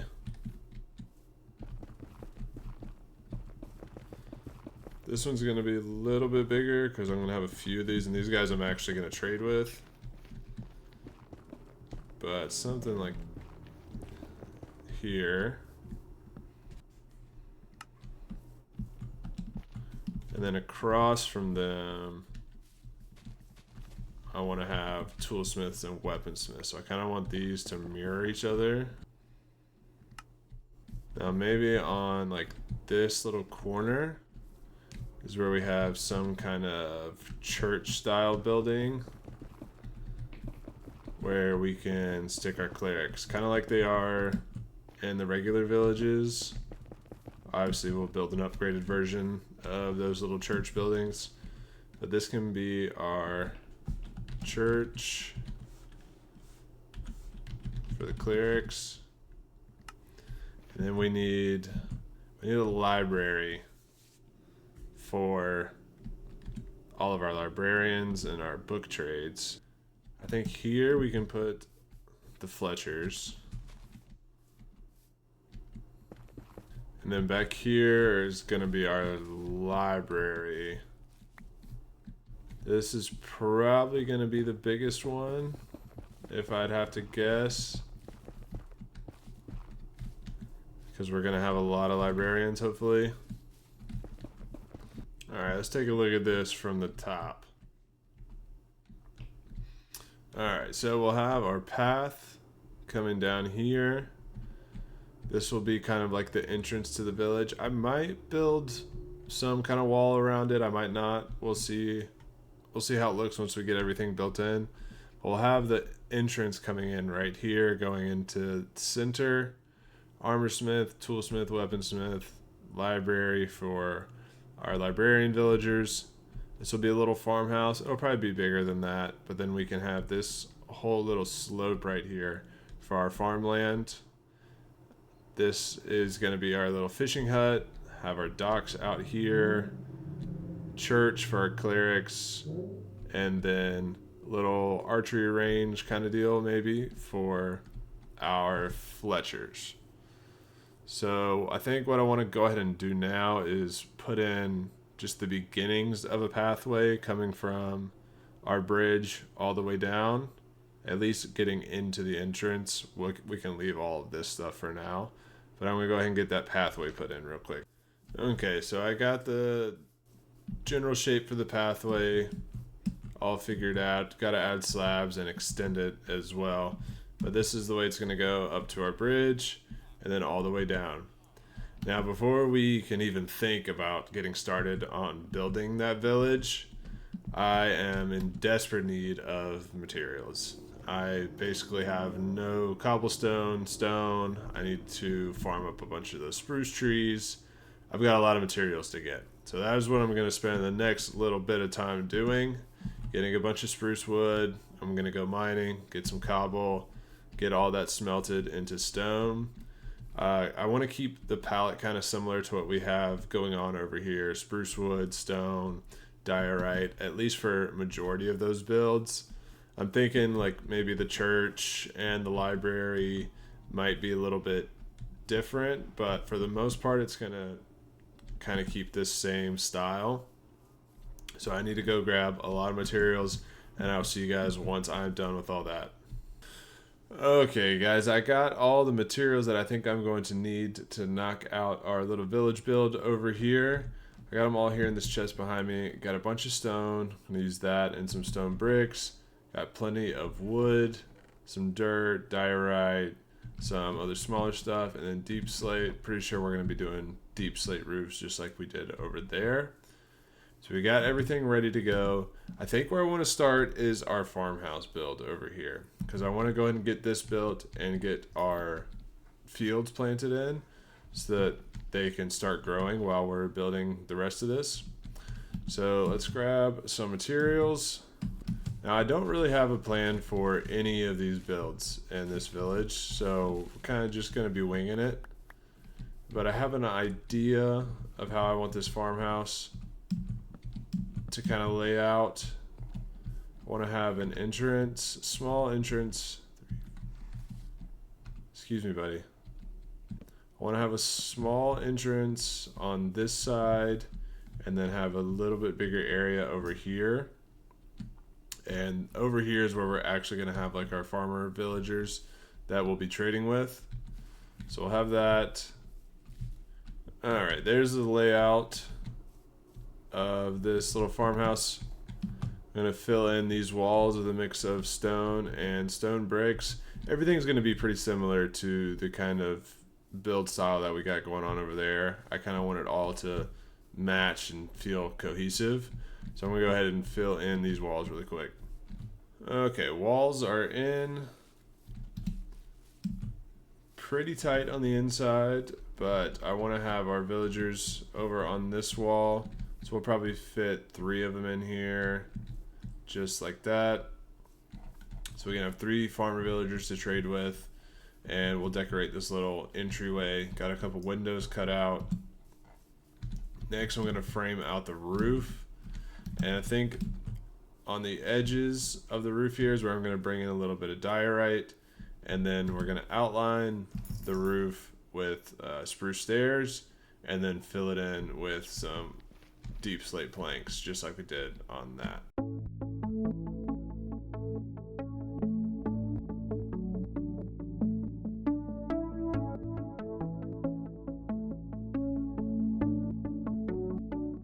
And there's our roof all knocked out. Let's take a look in free cam here. Yeah, I'm liking how that's turning out. I like the little slab sticking out. I think I'm gonna grab some chains and hang a lantern on each of those. That'll be a good spot to put a lantern. And up next, I want to go ahead and get this floor knocked out to get some windows in. and figure out a little bit more of this interior so I can get some of our villagers moved in. We have a lot sitting in that breeder. I've been feeding them and getting them going as I've been collecting all these materials, so we've got quite a few sitting in there. So I'll go ahead and pull 3 of those out once we get this situated, and that way we can make some room for some more of them. And there we go, we got our 3 farmer villagers in, all ready to go. Now eventually, once we get all of our villagers put in and all set up, we'll work on getting all of them leveled up all the way. But next, I think it is time that we decorate this building, make it look not so bland, add in those details that just make everything pop. So I'm gonna grab a bunch of materials, probably just lock in a little bit, and get this thing looking right. Alright y'all, our farmhouse is knocked out. We got a bunch of details along the outside. Hop into FreeCam and give you guys a little show of it.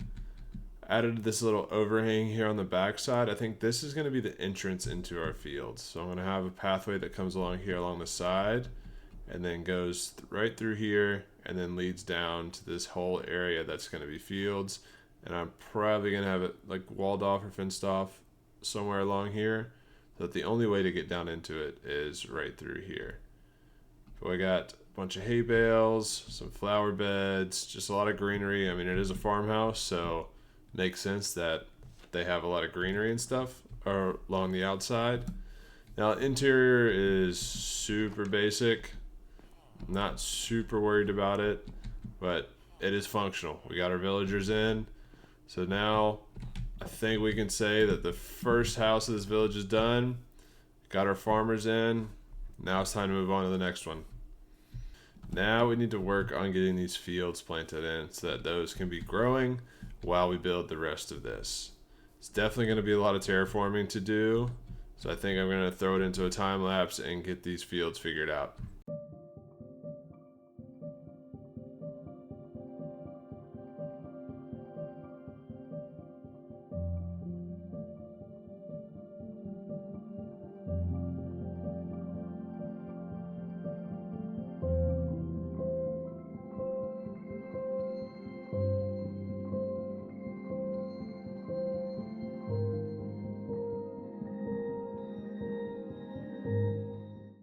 And there we go. All of our fields are planted in. Got our beetroot, got our potatoes, got our carrots, and then down here we got our wheat. Now I went ahead and made the staircase go all the way down here because I think we're going to connect this around to our fishing hut. Also going to connect it up through here down this way, but that way you can go around that way, you can come down this way, whatever you're feeling like. But that is our farmhouse and our farms knocked out.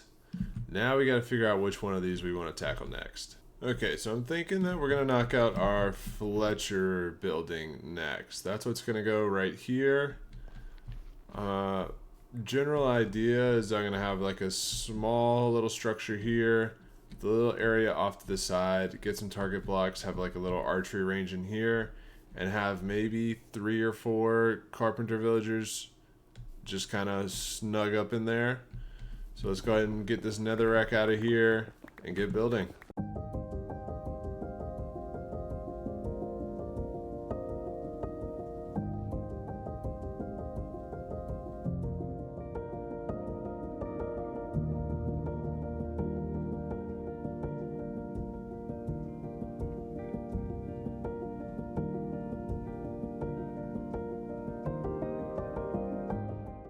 Alright guys, there's the basic structure of our Fletcher house all knocked out. We got the area where we're going to have our Fletcher villagers. We'll probably throw 1, 2, 3, and 4 right there in front of the windows, something like that. And then out here we're going to have ourselves a little archery range. We'll have a couple target blocks sitting back here. We'll decorate it up. But now that we got the basic structure down, you guys know what comes next, detail time. So I'm going to grab a bunch of stuff and get to work on that. Alright guys, Fletcher house archery building is finished. We go inside our front door here. We got 3 Fletchers inside. Over here, we got our little archery range, target blocks. I'm really liking this one as well. I'm very happy with how this village is slowly coming together. It's definitely taken me a while to knock out just these first 2. So finishing up this whole thing is going to be quite the project. But I am loving how this is turning out so far. So I'm excited to keep going. And we're going to move on to the next one now.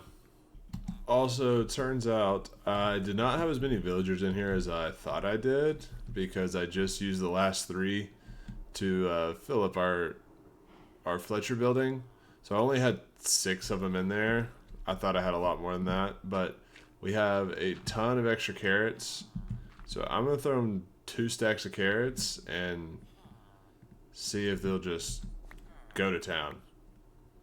So hopefully by the time we build our next couple of buildings, we have some villagers to throw in there. So the next building that I want to work on, I think, is going to be our toolsmith and weaponsmith here.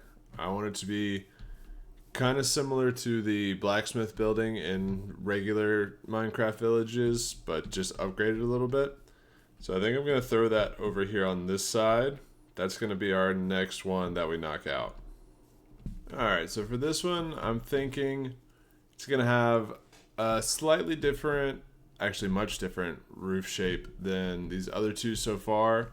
I kind of just want to have one big slant going back, and then we're going to have a space off to the side where they're going to be doing all their work. I'll have a couple campfires and a big chimney in the back.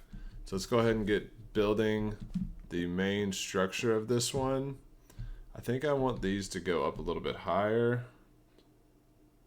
Let's go ahead and bring that up 5 blocks. This is going to be where we're putting our villagers. This is what I'm thinking for the roof shape on this one right here. Just kind of a gradual slope down, just to kind of change it up from what we've got on these 2 so far. So I'm going to go ahead and continue this border, fill it in with some deep slate, and then we'll get those walls in. Okay, so I think I finally got the structure of this somewhat figured out. It's definitely not my favorite that I've come up with, but the size that I originally had it when I started putting the walls in, it was just way too tight in here. I think it was only 3 blocks wide, and I wasn't going to be able to fit enough villagers in here, because I do want at least a couple toolsmiths and a couple weaponsmiths, so I need at least 4 villagers in there. And it was a little too tight to do that, so I had to push out one of these walls, and then that messed up the roof, and then I've been trying to fix the roof, and it's been a whole ordeal. So I think this is going to have to do for the general structure, and obviously just like everything else, it's going to look a lot better once we get all those details put in. But next, what I want to do is build out this little furnace smelting area outside to add a little bit more to this building. Okay, I finally figured out the outside portion here. Got a little overhang, got our chimney in. Figuring out how to get this roof to work, even somewhat, was such a hassle, but I think this will do. I really wanted this to be elevated, so you come upstairs into this area, and that caused a lot of issues, but I wasn't willing to nudge on it, so here we are, we figured it out. Now that we finally got the full base of this building done, it's time to add in the details, and hopefully it just brings this thing together. Okay, details pretty much knocked out for our toolsmith and weaponsmith. We got a couple guys in here. Even though I gave those villagers up there 2 stacks of carrots earlier, they only made me 2 villagers. So now I just gave them 2 stacks of potatoes. So hopefully we can get a couple more soon and get these guys filled up. Then I can throw this door on and call the toolsmith and weaponsmith building all knocked out. But it came together. It's definitely not my favorite, but it's functional, it fits, it gets the job done. So I'll take it. Okay, so while we're waiting for our villagers so that we can finish populating this building, we're going to go ahead and knock out our armor smith building. So I'm going to throw this one into a time lapse and just get it done.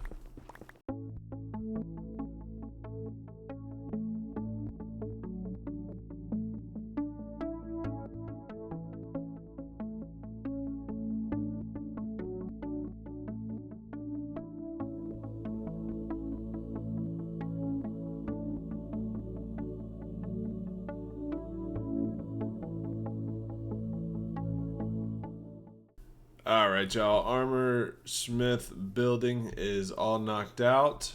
We were able to get one guy in here. We did get enough villagers to finish out this side. So we got our toolsmiths and our weaponsmiths. Next, we are just waiting on villagers to finish out the armor smiths. I want to get 4 of these guys in here. But we got the building all knocked out. Got it decorated, our details are in, and I'm liking the way this one came out. Much better than this one. This one's growing on me, for sure. The more I sit here and look at it, the more I'm liking it. Still not my favorite, but I'm happy with it. Now these 4 right here, minus maybe the fishing shack. I keep forgetting about that one down here. But that one's going to require a lot of terraforming, so I'm kind of just putting that off. But anyway, these 4 are definitely the most basic ones. Library is going to be a challenge, and then we have our church back here, which is going to look a lot different than these 4 that we have in so far. I'm probably going to save the library for last because I want a lot of room for a lot of librarian villagers so we can get some good book trades. And so it's going to have to be big. And I'm going to have to really think on how I want that one to look.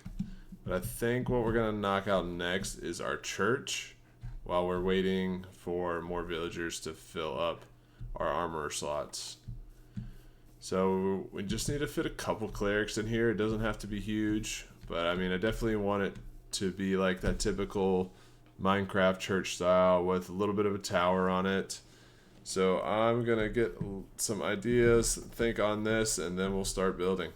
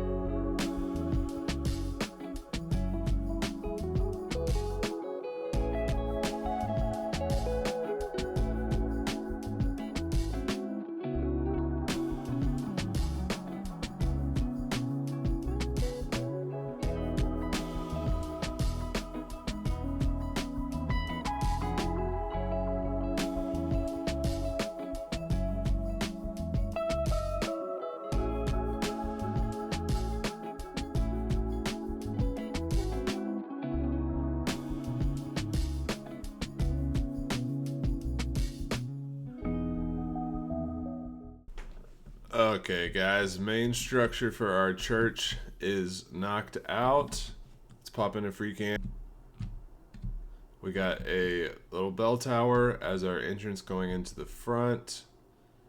Not super big, but just enough to add a little something into this village here. I went ahead and got the flooring in. We're going to have a little staircase that leads down here, and this is where we're going to have a couple of our cleric villagers. Honestly, this is the most space we have out of any of our buildings so far, but I probably need the least amount of cleric villagers. But I might as well just go ahead and throw 4 in here. They're pretty convenient when you want to buy redstone or glowstone or something like that instead of going out and mining it. But now it is time to add some details to this build. Okay, so not a ton of detail added to this, but we got some lighting on the outside, some flower beds, leaves. On the inside, I switched the torches out for some lanterns. I'm gonna do more interior decorating, but I want to get in our cleric villagers first. So we are currently waiting on our buddies over there to keep producing some more villagers. But while we were building that church, we were able to get all 4 of these guys in. They are all employed and they're ready to go. So we've got all 4 of these buildings completely staffed up now. Church is done and just waiting on a few more villagers to knock that out. Now this church, I did have to expand the dirt underneath it quite a bit here. So we've got a lot of terraforming to do, and I think that is gonna make us kind of adjust our, let's go down there. Adjust our placement for our little fishing hut down here. So we're gonna be moving this. We might just move it down here a little bit more, a little closer to the water, and maybe we'll have the dock over on this side instead of more over here. But we definitely have a lot of terraforming to do, so I think I'm gonna get rid of this outline and just kind of fix up this land a little bit.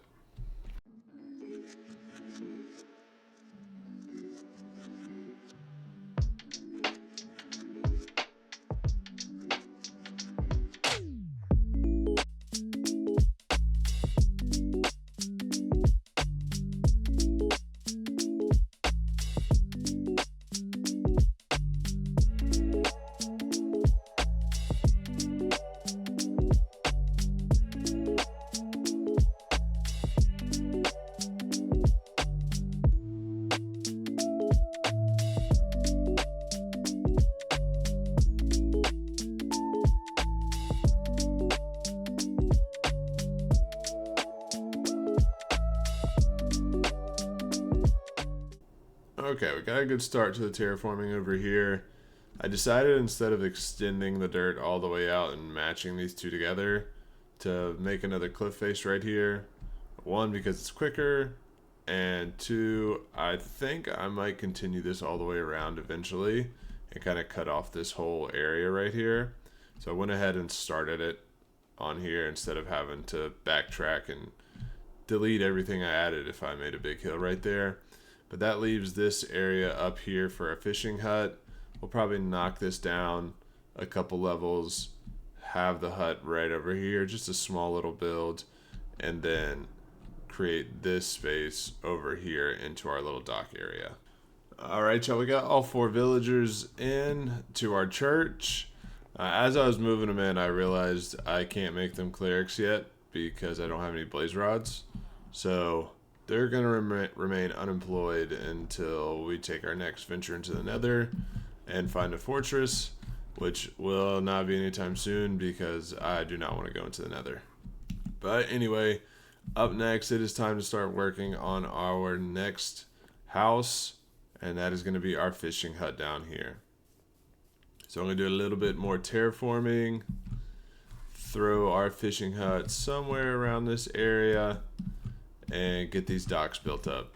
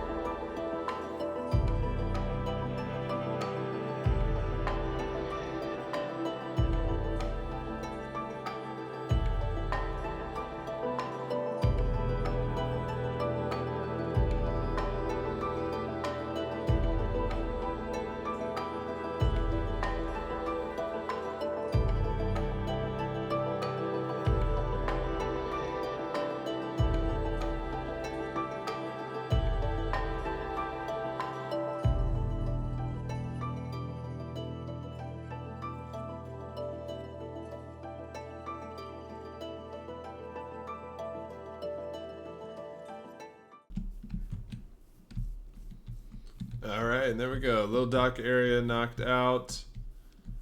We got our leaves and fence posts all along, some barrels and chests dotted. Little storage shelter right here. Now, eventually, I do want to add in some like coarse dirt and some mud, but I want to do that in a bunch of the areas, so I'm just gonna knock all that out at one time.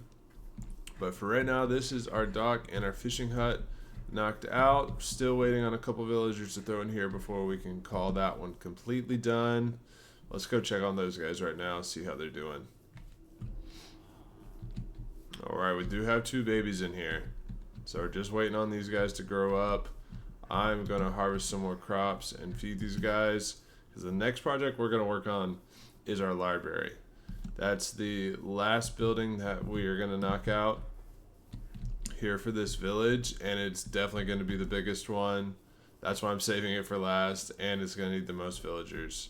So I definitely want these guys breeding while we are building, because I want at least to start at least 10 of them in there.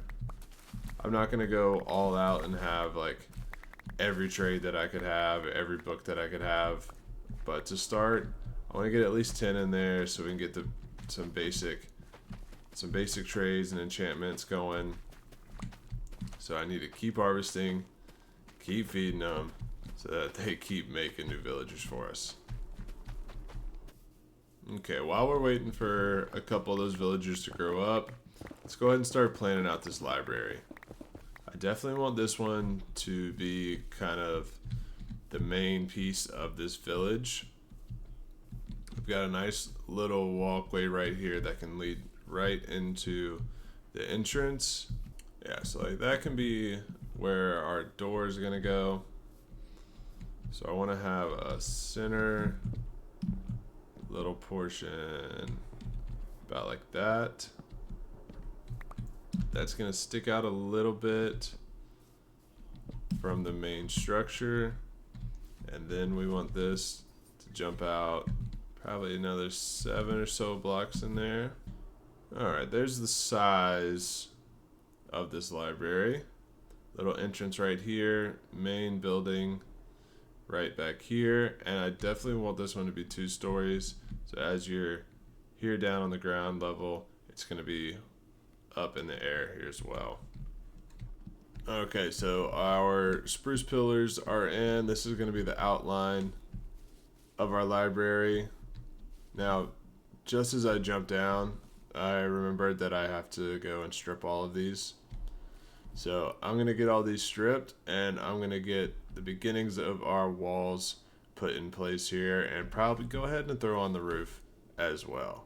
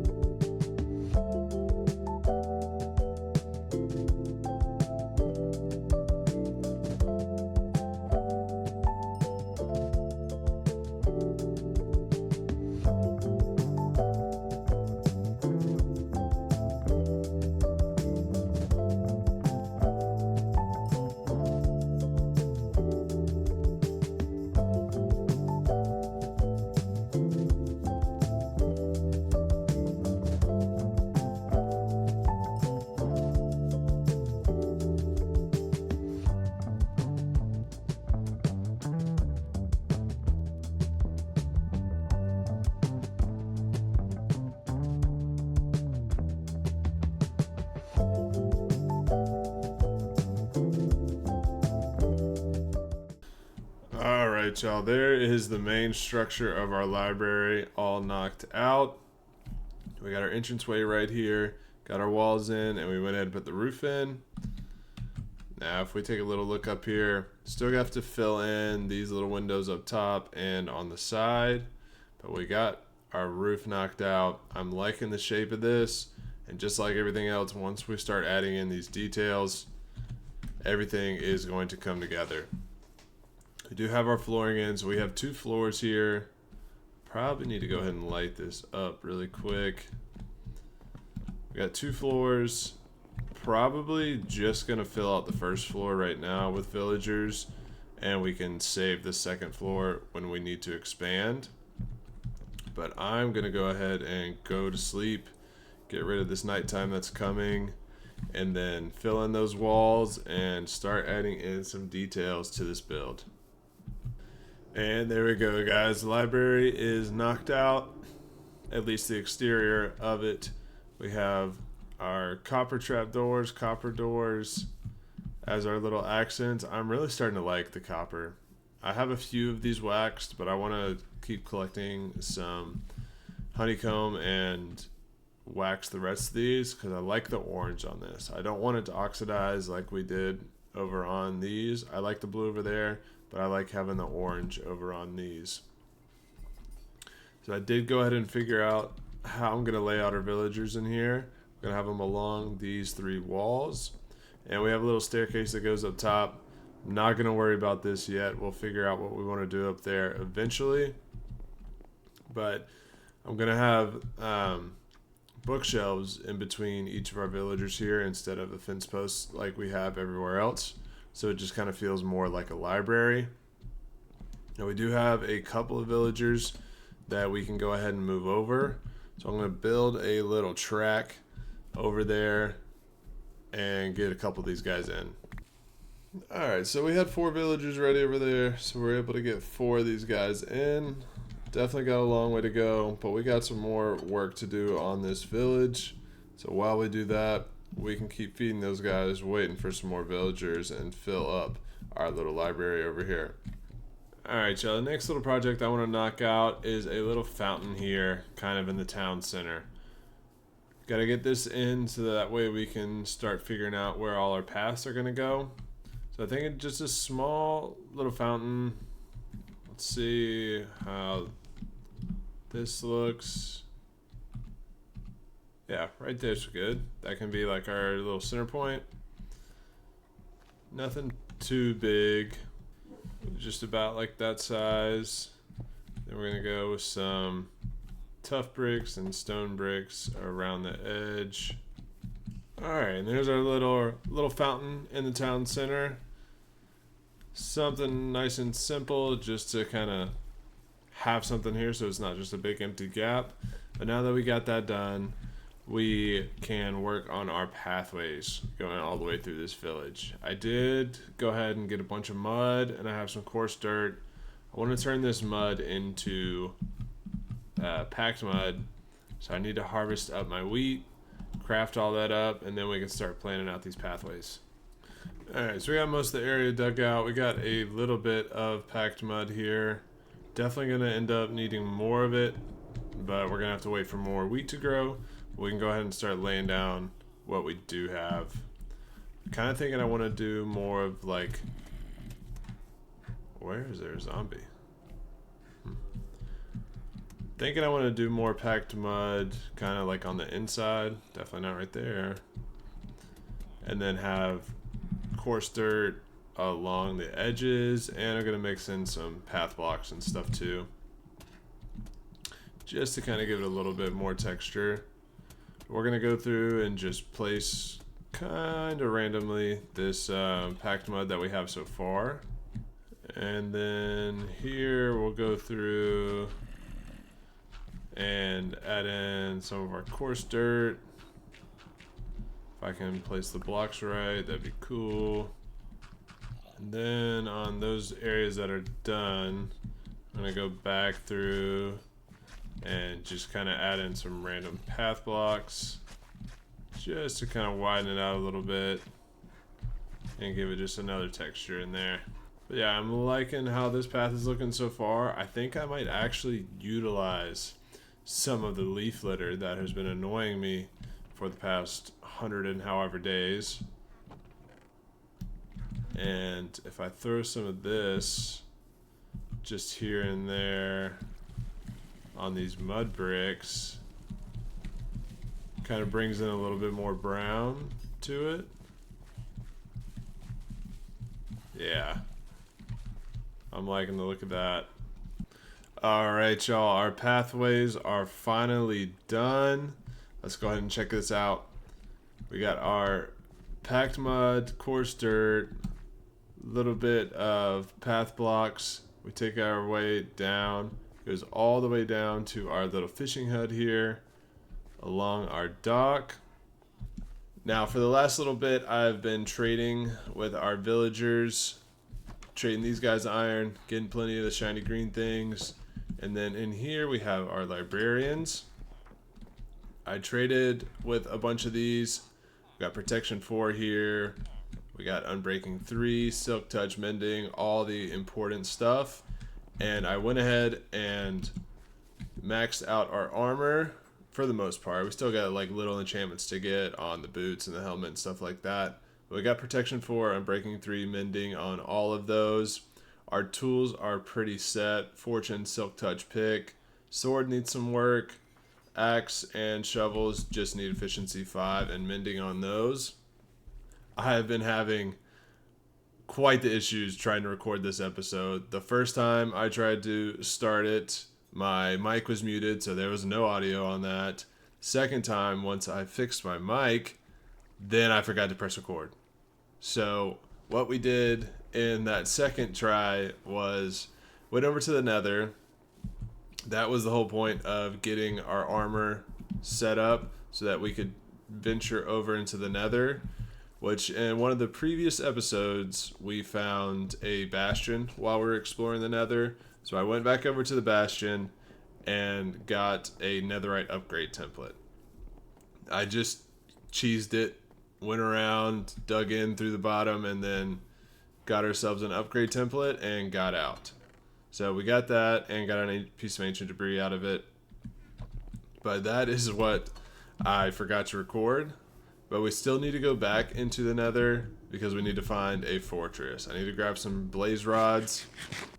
We need the blaze rods to make some cleric villagers, and we also just need them so that we can go to the end eventually and beat the Ender Dragon whenever we're feeling like it.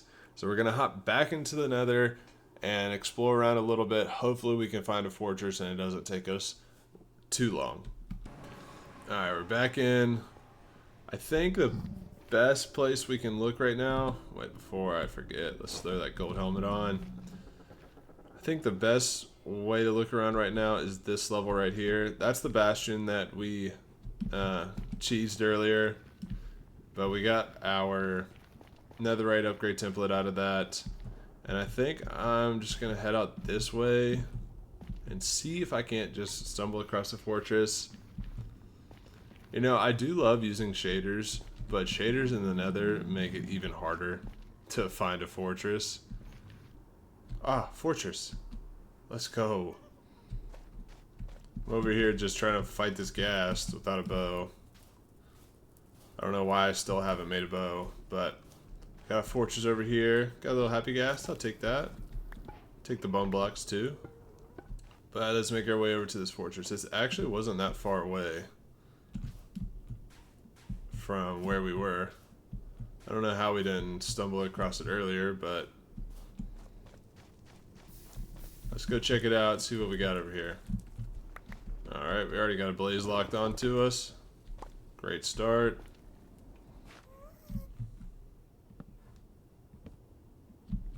Lots of wither skeletons too, is looking like.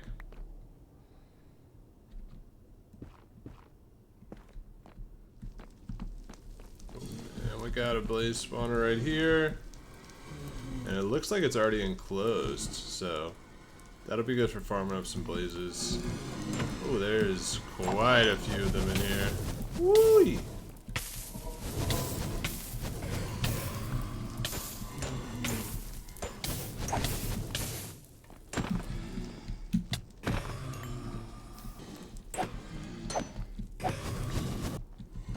Alright, we got 23 blaze rods. I think that is more than enough for now. This is going to be a great spot to farm some wither skeletons. But we are going to get out of the Nether. Got what we came for. Don't need to be here anymore. So let's get out and get back home. Alright, made it back home. Let's dump off our stuff that we grabbed. Alright, so we got our clerics in. It seems that we lost a villager somehow. I don't know what happened over here. Something must have killed him. I guess that makes sense. We don't really have a door on this, so anything can just walk in, but we got our 3 cleric villagers in. I'll add one more over there eventually, but we got those guys in. Alright, now that we got our nether exploration out of the way, we grabbed everything that we needed. I had an idea while I was editing the last episode, and since this is kind of my forever world, and it is my first real series on YouTube, I kind of want to document our growth as a YouTube channel as well as the growth of this world. So one thing I'm going to need very soon is a storage room, because that is all the storage that we have over here, and we are outgrowing that quickly. We have a bunch of chests sitting down there for our village build, and I need to get everything organized before it gets out of hand. So I'm thinking here we're going to build a storage room, but I want to have something leading into the storage room, kind of like a big hall, where I put something in there for every one of the subscribers that I get as I am going through this series. That guy just escaped somehow. I just watched him crawl out of that breeder. Anyway, I'll deal with that later. But I want to have something in here for every single one of you guys that have subscribed. And obviously, my channel is very small right now, but every single like and comment and subscribe that I've been getting on these videos means so much. And I want to kind of document that in this world. So I want to have like a big hall leading into a storage room, and in that hall I want to have something for every single one of the subscribers on this channel. I haven't come to a final idea about what I want. I'm thinking maybe just like maybe an item for every subscriber, and we just line up the walls of the storage room with different items, and if you want a specific item, drop a comment, and as long as it's within reason, I'll try to get you that specific item in there. But maybe just line up the walls with item frames, fill in with whatever items you guys want. I was thinking, just general, we could do iron blocks, since we got a good source of iron right here. And if you want something different, let me know, and we'll put something different in there for you. And it can just be a big collection, and it'll grow throughout the series as the channel grows, as the world grows, and we can have this cool area all for you guys. So I'm thinking it's going to go right here. I want to knock this little awkward hill back and build a pretty nice grand entrance that goes into this mountain, and we'll dig out a nice hall there, and eventually dig out a big area to put a big storage system that'll last us for the rest of this world. So first I'm going to sleep so that lightning doesn't destroy everything that we've been working on, and then we're going to go to town on starting that terraforming.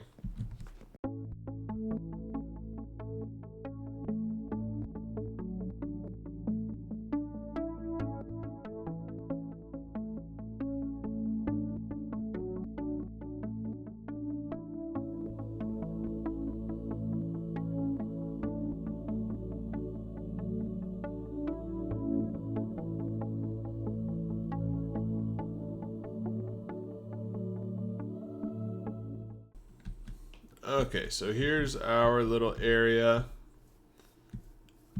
I went ahead and pushed this mountain back, mined all the stone out, and then put another layer of dirt, because I do want this to be elevated, not on the same level as our house over here. So this is going to be where we put the entrance. Now I have absolutely zero design in mind so far, but obviously I want it to fit in with the world.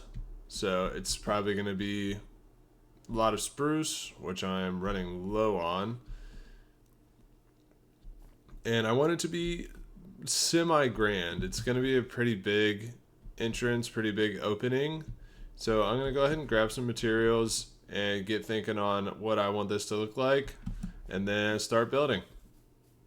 Alright, so I got everything that I need to knock out this entrance. I got a rough idea of what I want this to look like. But we're just going to go ahead and build it out and see how it comes together.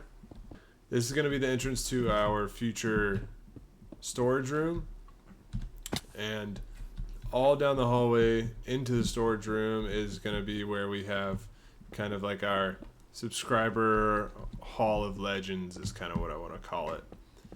And I just downloaded a mod pack or a mod that turns item frames invisible. So instead of just having a bunch of item frames sitting on the walls, we'll be able to turn those invisible and just have the blocks that you guys want in there. So I think that'll be a nice little touch to it. We'll just fill it up with everything that you guys want, whatever it may be, as long as, like I said, it's within reason. Like, don't go asking for a block of netherite or something like that, because that's just not going to happen. But if you want, a specific sapling, you want a flower, whatever it may be, just drop it in the comments, let me know, and we'll get that put in there for you. And at the end of every episode, I want to update it so that we can keep track. And guys, this idea kind of came to me while I was editing the last video and just over the past few days, because I've been so appreciative of just the start that we've had to this channel. And obviously we have a long way to go, a lot more to do, and it's been a blast so far just growing this from nothing.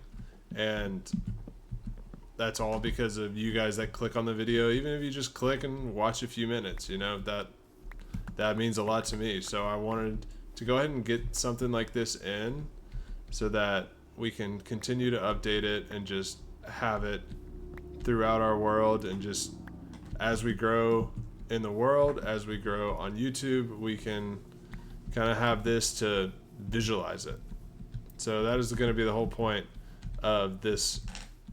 All right, y'all, here's our entrance to our Hall of Legends and future storage room. I'm going to work on the land around it and kind of make it feel a little bit more natural and not just so flat there back behind it. But I want to go ahead and dig out a good section so that way we can get this hallway started. So I'm going to work on that, and I'll see you guys when I'm done. And there we go. Our Hall of Legends / entrance to our storage room is all knocked out. Oops, I did forget a torch though. Get that out of here. But we got it all carved out, all decorated. And now, as of right now, we have 16 subscribers on the channel, which I know does not sound like a lot, but I am appreciative of every single one. So we're going to go ahead and line up our 16 so far. Now, the fact that 16 people have decided that the videos I've been making are worth coming back to is crazy. I never thought that would be the case, but here we are, starting what is hopefully a long journey on YouTube for us. But every single one of these iron blocks is one of you guys that have clicked that subscribe button, and I am so grateful. That is the start of this Hall of Legends. So if you guys want to get an iron block on the wall, click that subscribe button. If you want anything other than an iron block, drop a comment, let me know, and I'll put that in here as well, and we will just fill up this entire wall over time. I am super excited for that. I need a little bit of moss and I need some glowstone because we have been working without those so far, and I like to add in a little mossy stone brick, a little mossy cobblestone everywhere, and just hang some glowberries randomly as well. And when we've been working without that, and I think it's time that we take off, find a lush cave, and get a little bit of that. So we're just probably going to head off straight over in that direction until we find an azalea tree and get everything we need.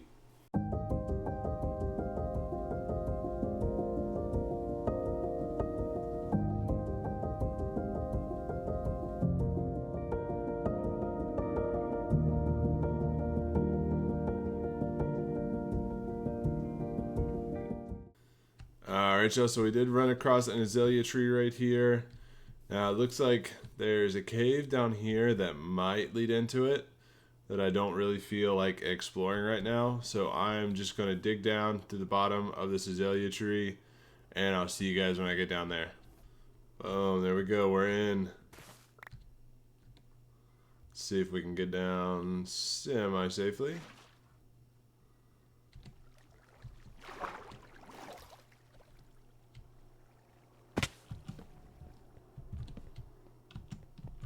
Just light this bad boy up a little bit.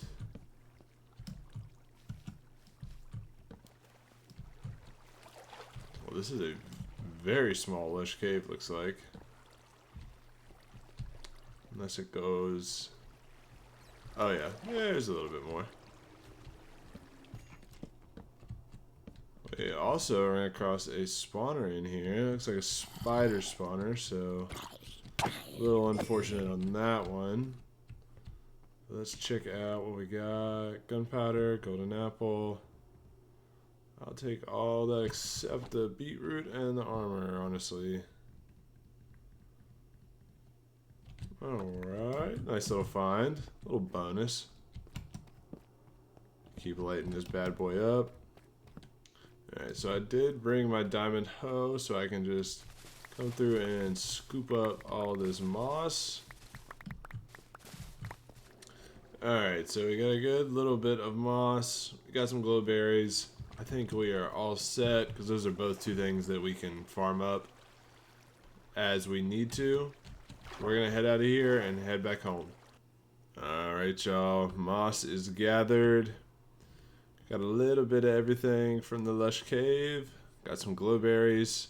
And like I said, these are things that we can farm up as we need them in the future. So just getting a little bit for now will be plenty. Alright, but y'all, we are in desperate need of a little storage upgrade. I know these chests aren't full, but there's just random stuff in there. Stone's full, dirt's full. We got a lot of wood. This is just not enough chests for us to stay organized. Not to mention all the chests that we have down there, which you can't quite see. But everything that we used to build our village, and then everything I've just been throwing in there since then.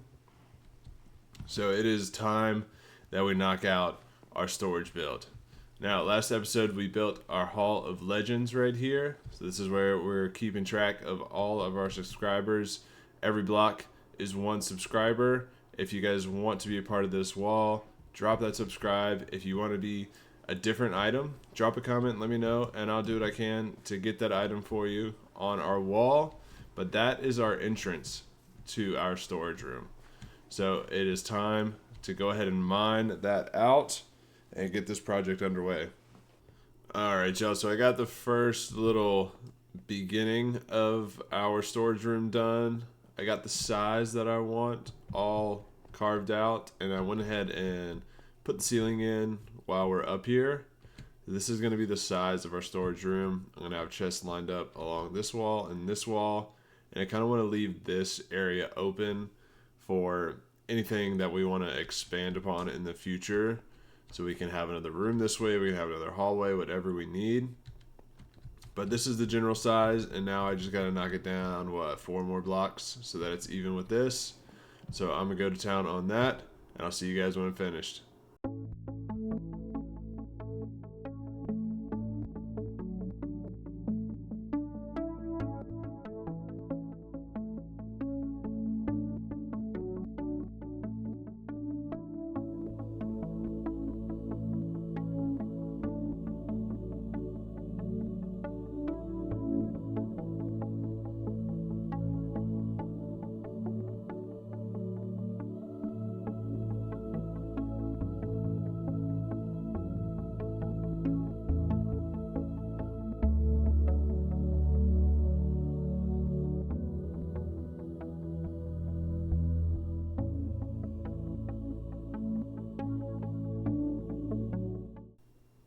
Alright, we got our area all dug out right here.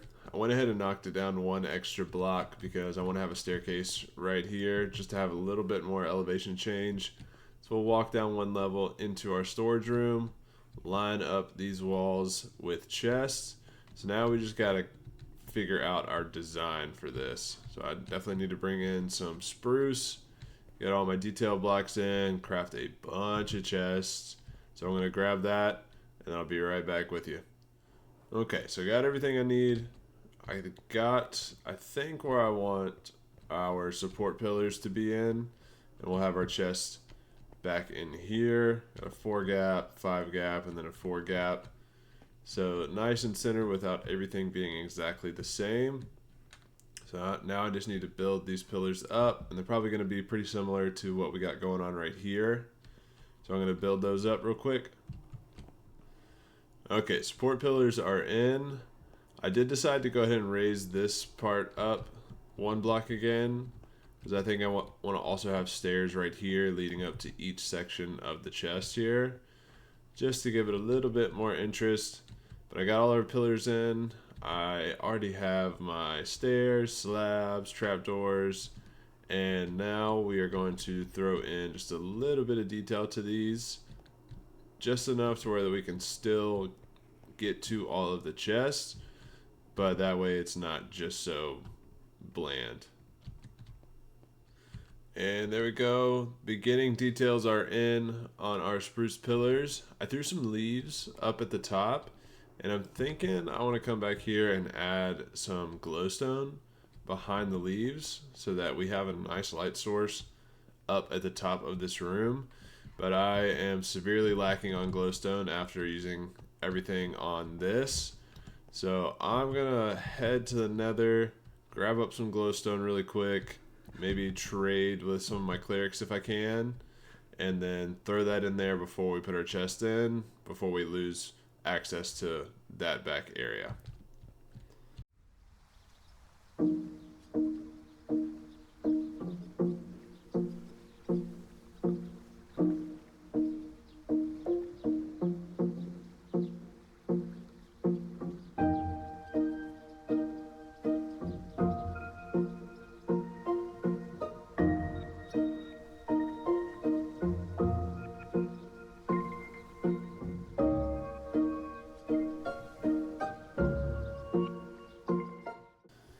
Alright, made it back. Glowstone in hand. Got just under 2 stacks. That should be plenty for this. I'm going to add it behind the leaves. And I'm thinking also maybe add it right here in front of the chest. Kind of like we have right here. And that should be enough light for this whole room, honestly. So let's go ahead and get it behind these leaves real quick.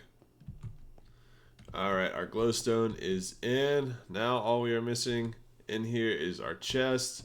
We got to put our carpets here. And then I got an idea for the floor.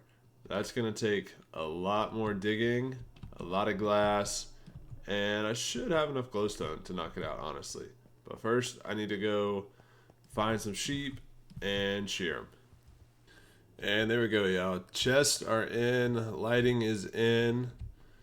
Now, obviously all these are empty, but that is something I'm going to work on in between episodes because I cannot be bothered to come up with an organization system for all this right now. But we have plenty of double chests that should last us for the rest of this world. If we need more storage than this, then I guess we'll expand when we get to that point. But this should be good for now. Next thing I want to do is work on this floor. Now I have an idea for the floor. I've seen a lot of people do. I've done it in a couple of my other worlds. And I don't know what it's called, but it's got like that gradient effect with colored glass and lighting at the bottom. But we're going to have to dig down quite a few blocks. I need to go out, grab some sand, make plenty of glass. And then I'm also probably going to need more wool because we need to cover the bottom of that. I got quite a few materials to grab, so I'm going to go grab those, and then I'll get back with you guys once I'm all done with that. Alright, so I believe I have everything that we are going to need to knock this out. I went ahead and dug the hole for it. Got everything in here. These chests are getting a little all over the place, but let's go ahead and get this thing built.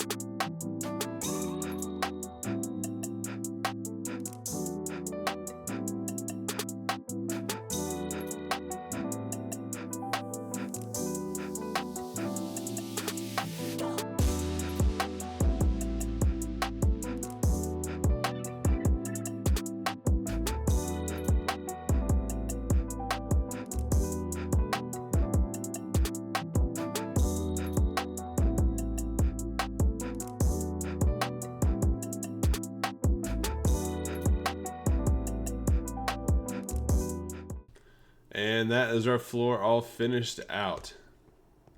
We got this awesome little gradient effect. Found a texture pack that connects all the glass pieces so it's not just a bunch of blocks. And that is our storage room, pretty much all knocked out except for the actual functionality of it. But I'll worry about that in between episodes. But that is our storage room, guys. All the way back here at the end of our Hall of Legends. Now there's one more thing I wanted to do this episode now that we found the moss. I made some mossy cobblestone. I just want to go through mainly over by our village. And I kind of just want to come in and dot in some boulder-esque things here. Just throw in some mossy cobblestone. We got some walls. Just throw some, oh, I don't like that. But just throw some stuff around here just to add a little bit more character to the area. Yeah, just little stuff like that. And eventually, we're going to have little paths that come off of our main path there. And we're going to have little builds inside of this forest that we're growing as well. I have some big plans for next episode, including a lot of farms. And I think we're going to throw a few of those farms back in here too. Gonna finally get rid of this eyesore that's just been sitting right here. Still haven't decided if I'm gonna cover it up right here, move it down closer to the village. I got some thoughts to explore on that. All right, y'all. So in this episode, I have some goals that I want to knock out. I love automation in my world, and right now we basically have 0. So I want to build in some farms this episode and get some things automated in this world. We got a good start with our trading village, our iron farm over there. Now that we got our nice storage room, it's time to really start getting serious. So 5 things I want to knock out in this episode. We're going to build a bee farm. We're going to build a sheep farm, a bamboo farm, and a sugarcane farm. And then I also want to build a creeper farm. So those are the 5 farms that I want to focus on here in this episode. And we're going to start it off with one of the simpler ones. We're going to go ahead and knock out a little bee farm. We need a lot of honeycomb to wax all of these copper grates in our village, which we've only been able to wax a couple, like those doors and those over there. So the rest of them have completely oxidized. So we need to automate a little bee farm so that we can have plenty of that honeycomb to wax all these up. And what I'm thinking for this farm is I'm going to dig this area back a little bit and build almost like a little hobbit hole structure. So it'll be kind of in the ground, kind of not. And this is where we're going to have our little bee farm. I went ahead and grabbed all the materials that we're going to need to knock this out. So I'm going to push this land back a little bit and get started on this bee farm.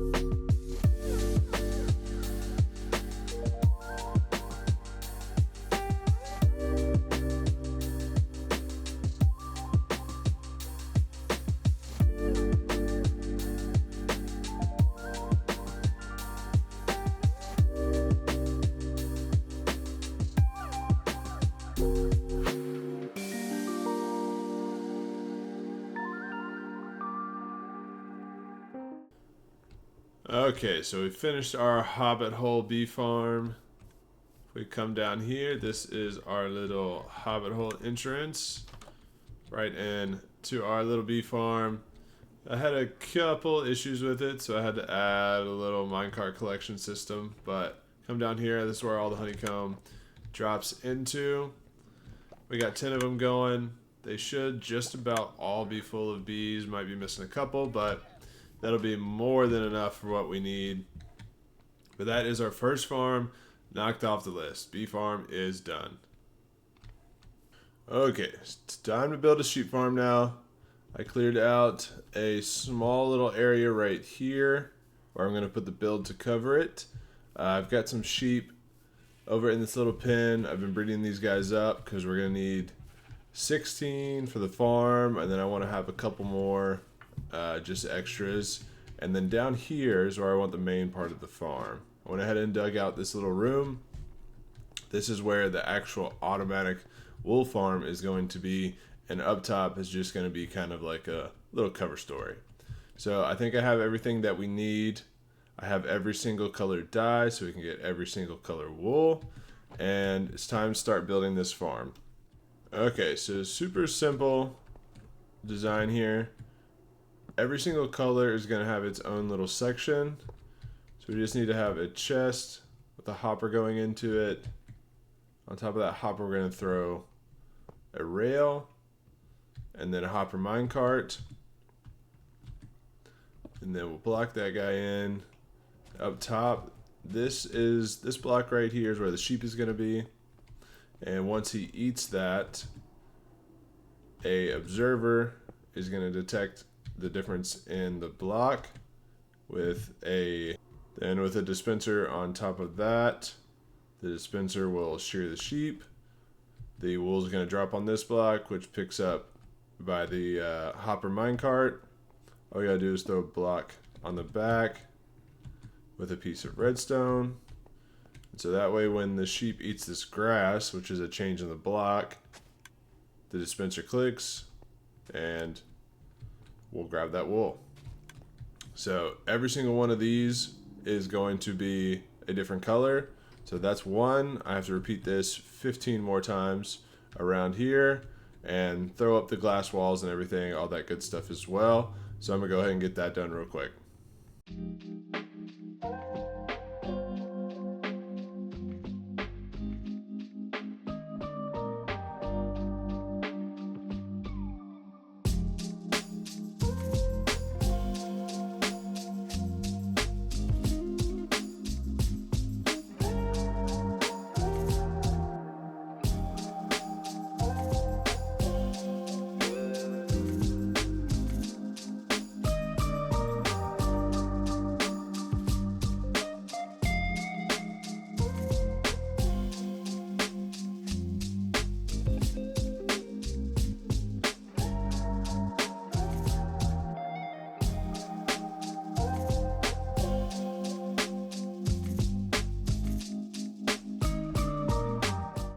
And there is the rest of our little sections knocked out.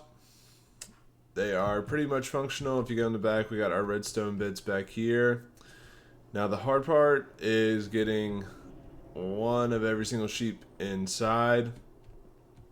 I need to breed up those guys up top a little bit more.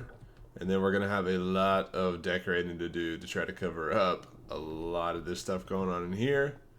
But we need these glass blocks in the middle and then dirt all the way down, because when the sheep eat this piece of grass, this grass needs to spread over here. So there's a grass block in between each little pod so that I can spread back and continue growing. So we're going to have to cover this up somehow, just so there's not just dirt sticking out everywhere. It doesn't have to be anything crazy, but I do want it to look somewhat nice. So next step is figure out how to get these sheep down here, and then get a sheep in every pod and dye them. So that's what I'm going to knock out next.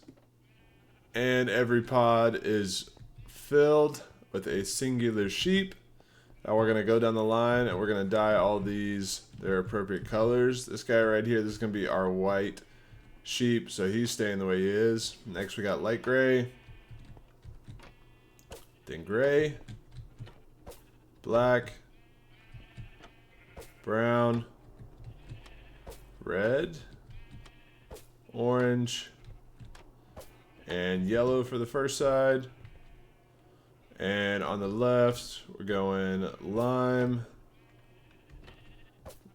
green, cyan, light blue, blue, purple, magenta, and pink. That is all 16 colors. Now I just got to fill up those dispensers with a bunch of shears, which I have plenty of iron for.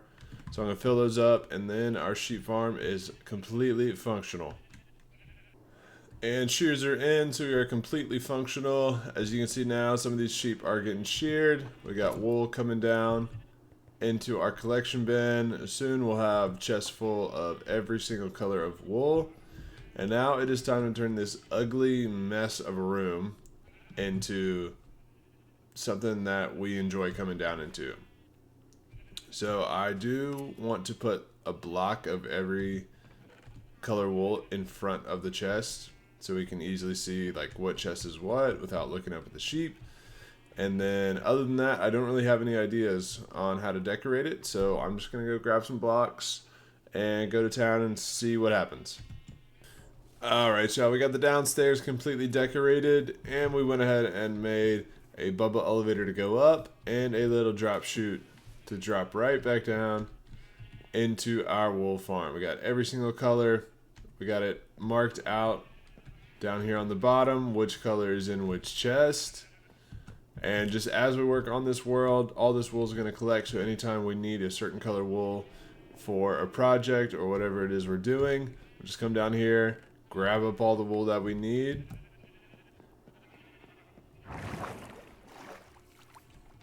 Elevator takes us straight up to the top.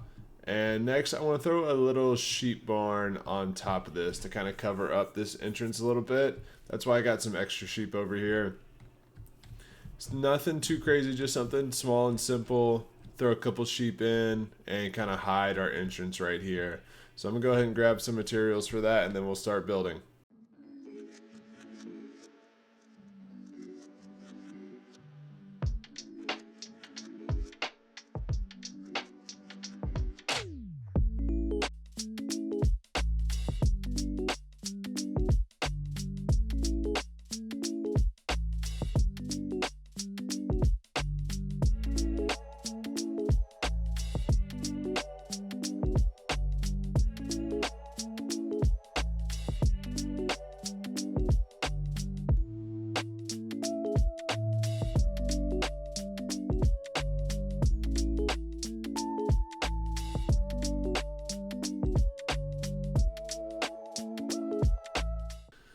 And there we go. Our little cover for our wool farm is all knocked out. Very simple, just open.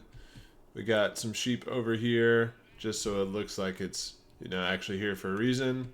And then we drop down, and here is our actual wool farm.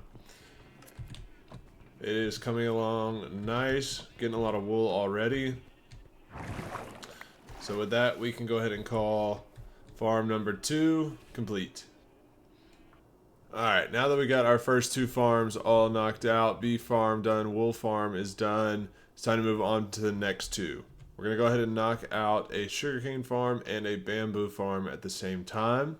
I'm thinking I want to put them back behind this wall a little bit and then just feed the output directly into these chests so that we get everything we need right here, and as we take from it, it just replenishes itself and we don't have to go out and grab it.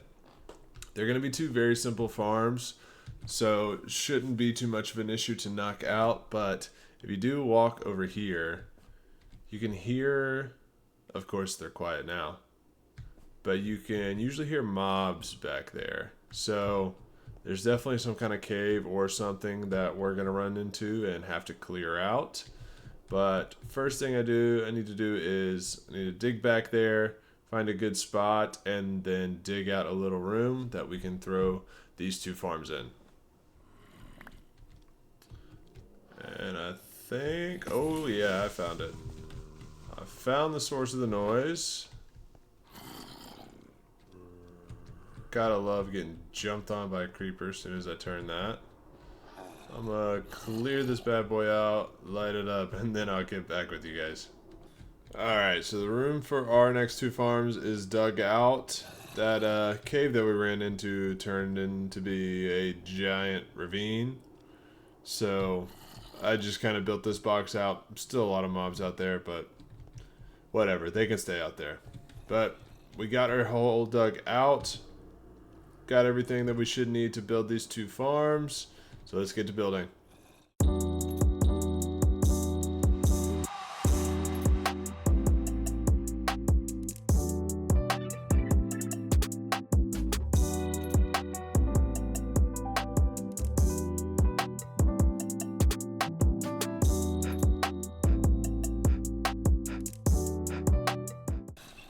Alright, and there's our bamboo and sugarcane farms all knocked out.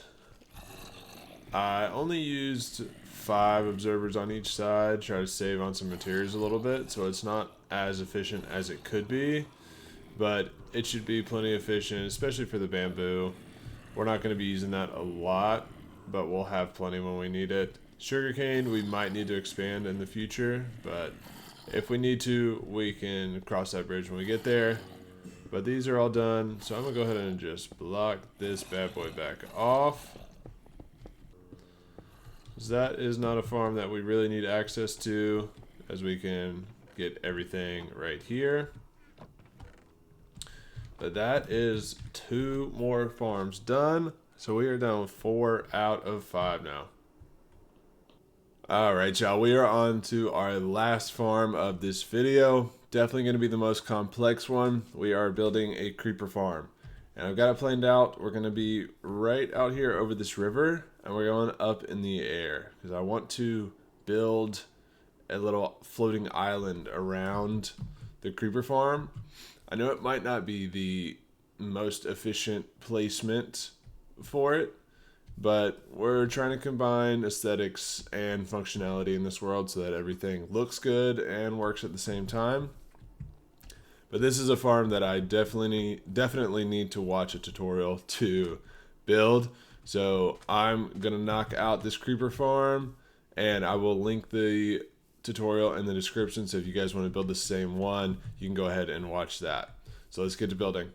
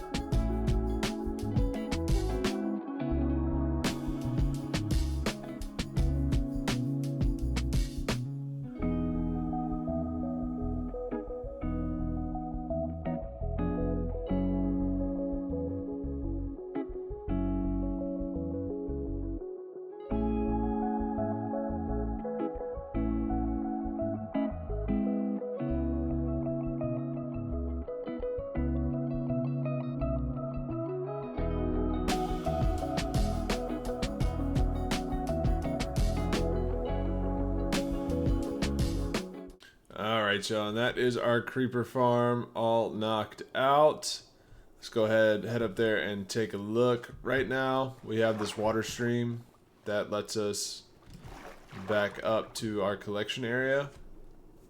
Eventually, once we get in Elytra, we can just fly up here and stuff. But for now, take the nice little water stream all the way up there. And once we get up top, this is where all of the loot is going to drop. And you can hear them already spawning in there. So yep, there's our first gunpowder from the farm. Good to know that it's working. I ended up only building 3 layers. Let's pop into free cam here. We got 3 spawning layers here. They drop down into this, drop down a little bit more onto those soul campfires. Let's go ahead and take a look inside. Lots of bats. So definitely not a ton of spawns right off the bat. I'll have to figure out a good AFK spot for this. But it is working. Now we need to cover this up. I built the thing entirely out of stone because I'm going to cover it up with a giant island. So I'm not really worried about how the actual farm looks. Alright, y'all, now that we got our creeper farm all knocked out, we got an island to build around this thing. I grabbed a bunch of stone, a bunch of dirt. So I'm going to hop up there and we're going to get building.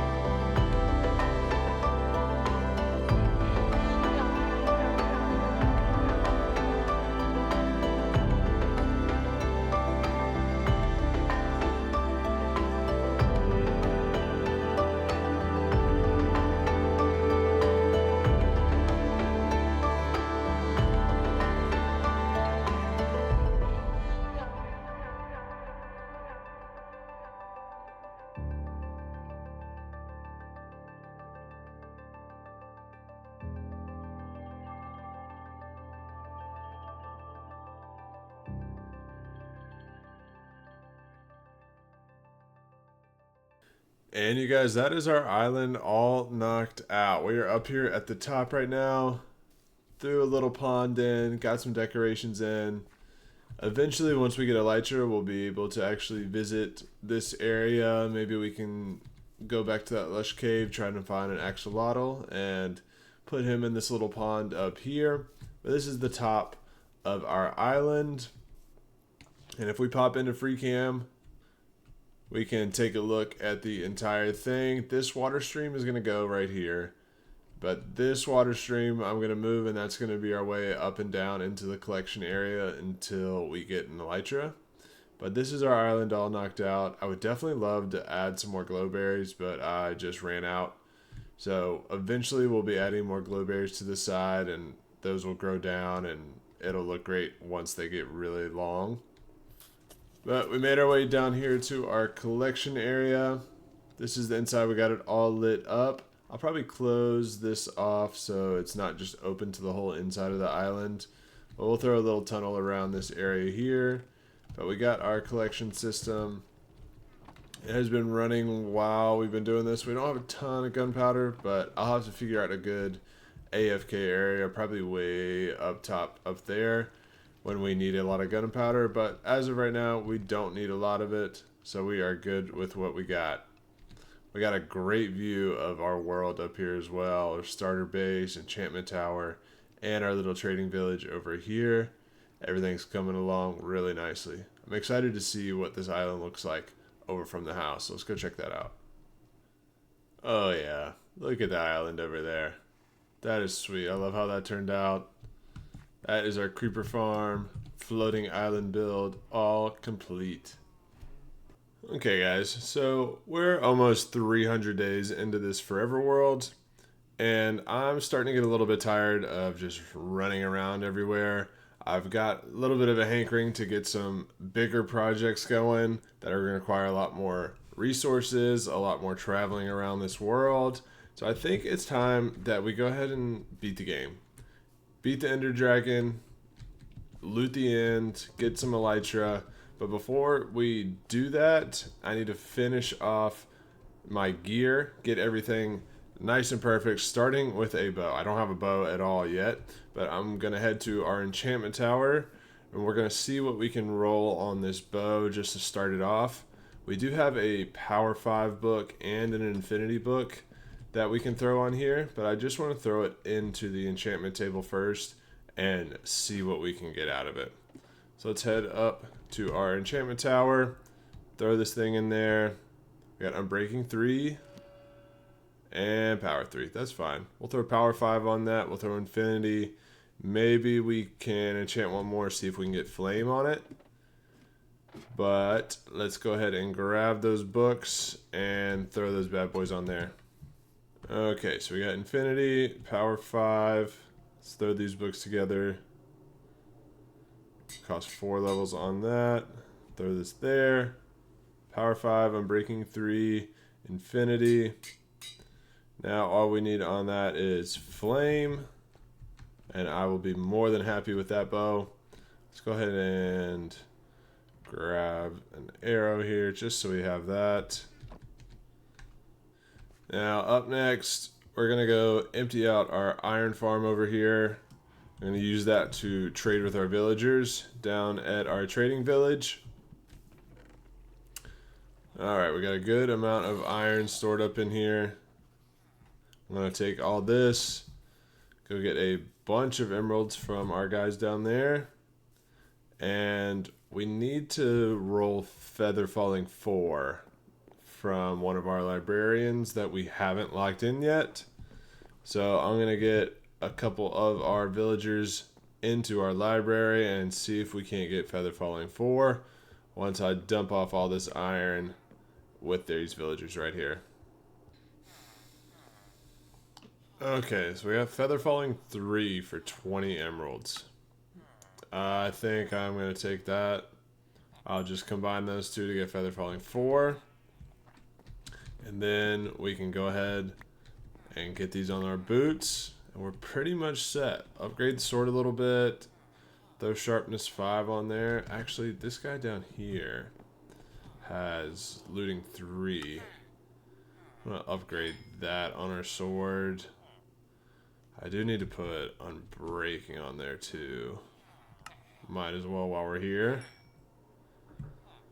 And that should be pretty much good. Alright, let's get everything combined, starting with the feather falling. I have a feeling I'm not going to have enough levels to do my sword all the way as well. We got 3 books we want to put on here. Yeah, sharpness 5 alone is 5 levels, and we only have 8 left. Let's throw these on there. 6. 12 levels. 12 levels. Honestly, why don't we just do this? Dang, we don't even have that. Okay. So we need to get some more levels, but our boots are knocked out. So we got Feather Falling 4 on the boots, which I absolutely have to have when I'm fighting the dragon because I can't do a water bucket clutch to save my life. So I end up falling a lot. And Feather Falling 4 has saved my life so many times. Where am I going? I want to grab some more iron, trade a little bit more, and see if we can't get up to level 12 just by buying some things real quick. Alright, we got up to level 14, sold some iron, bought some golden carrots, some ender pearls, which I just remembered we are going to have to buy a few more ender pearls because I don't think we have any. But let's go ahead and throw this on our sword. Sharpness 5, looting 3. That will be more than enough. I really wanted the looting 3 on there, that way we can get plenty of shulker shells while we're raiding all the end cities. Yeah, we only have 1 ender pearl in here, so we only have 5. And I'm pretty sure we just blew all of our emeralds. Yeah, we got 10. So we could buy 2 more ender pearls with that. But looks like we need to dip into our iron block reserve. Trade some more iron, get some more emeralds, and then get a few more ender pearls. Alright, ender pearls are acquired. Let's go ahead, head back, and make some Eyes of Ender. I'm pretty sure we grabbed enough blaze rods last time we were here. Yep, definitely. So let's grab that and the rest of our ender pearls. And make ourselves a stack of Eyes of Ender. Should be more than enough to get us where we need to be. Now I do want to run up to our creeper farm that we built last episode here in our floating island and grab as much gunpowder as we got in there. I'm sure we don't have a ton, but that way we can go ahead and craft up some rockets. And once we get that elytra, have those rockets so that we can fly around the end, fly back home, whatever we need to do. Alright, let's see. We got a decent amount. We got 38 gunpowder there.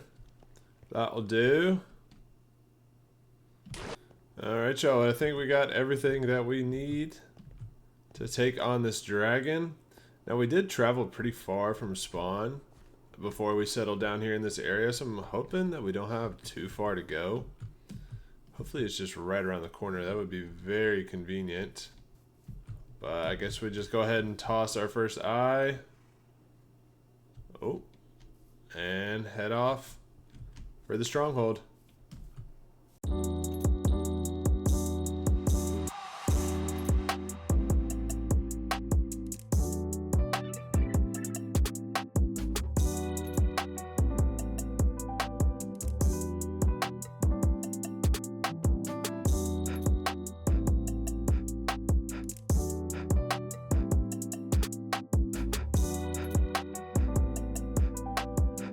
Looks like we went down.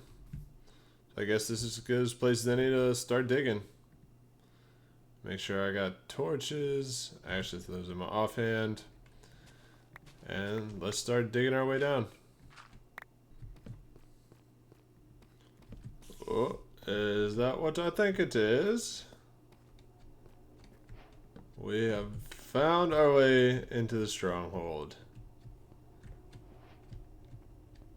And that's weird. Usually I'm able to just dig straight down into him, but this is not the case here. I don't really want any of that. Thanks, though. Let's just make our way to the portal room. We can come back later and really loot it. All I'm concerned about right now, though, is getting to the portal room and beating the dragon. We'll definitely come raid the library later and take all their bookshelves. But I don't want to waste the inventory space on that right now. Oh my goodness. That was probably the longest it's ever taken me to find a friggin' portal room. Holy crap. Alright, let's block this bad boy off. Now this lava down here always kind of psychs me out a little bit, so I like to cover that bad boy up. And let's get some light in here. Now we do have 2 eyes already in for us, so that's nice. Nice of them to leave those for us, and boom. Alright. Now let's dump off some of this junk that we've collected before we hop in there. And here we go. Alright, inside a box, always much prefer that than just floating out over the open void. Go ahead and dig our way up, get this thing started.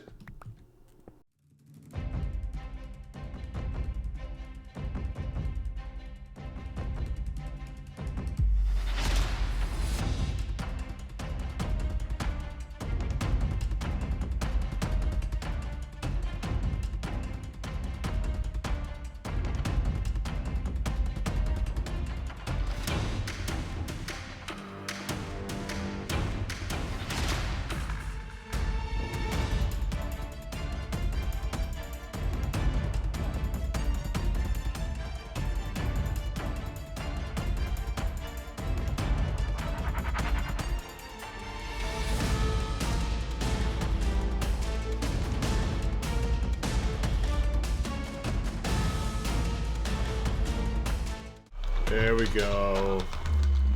Dragon is gone.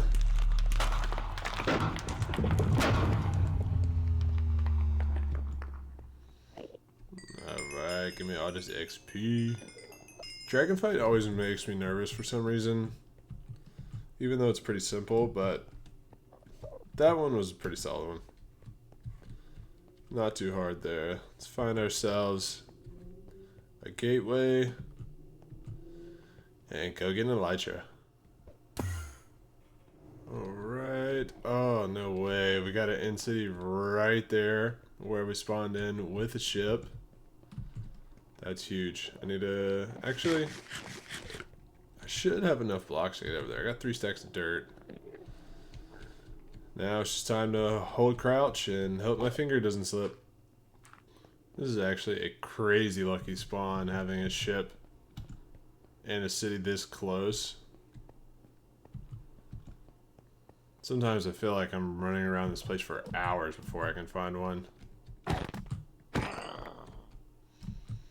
And we got our elytra. Boom, that's what's up. Let's go ahead and throw that on. We got rockets in our inventory ready to go. Let's see what we got here. Protection 4, minting helmet. I'll take that. Blast protection, another protection 4. Alright, why not? I'll take the saddle too. Let's go ahead and make ourselves our first shulker box. We can throw all of this loot in there. Now this actual city was quite small. So not a ton of loot to be had here. But now that we got that elytra, we can just fly around, see if we can't spot another one really close. And we're off. Our first flight of the world. I would love to get one more backup elytra if we can find one close. But obviously, since it's not enchanted or anything, I don't want to fly too far. Oh, got another city right here. Does it have a ship though? Doesn't look like it. Another very small one, but we can pop in and see if they got any loot for us. Alright, not really anything of value there. Let's keep heading straight out in this direction. See if we can't just find one more ship. Oh, I see one. Got another ship here. And it looks like a much bigger city. Oh, 2 ships. Let's go, that's huge. Alright, let's grab all this extra loot.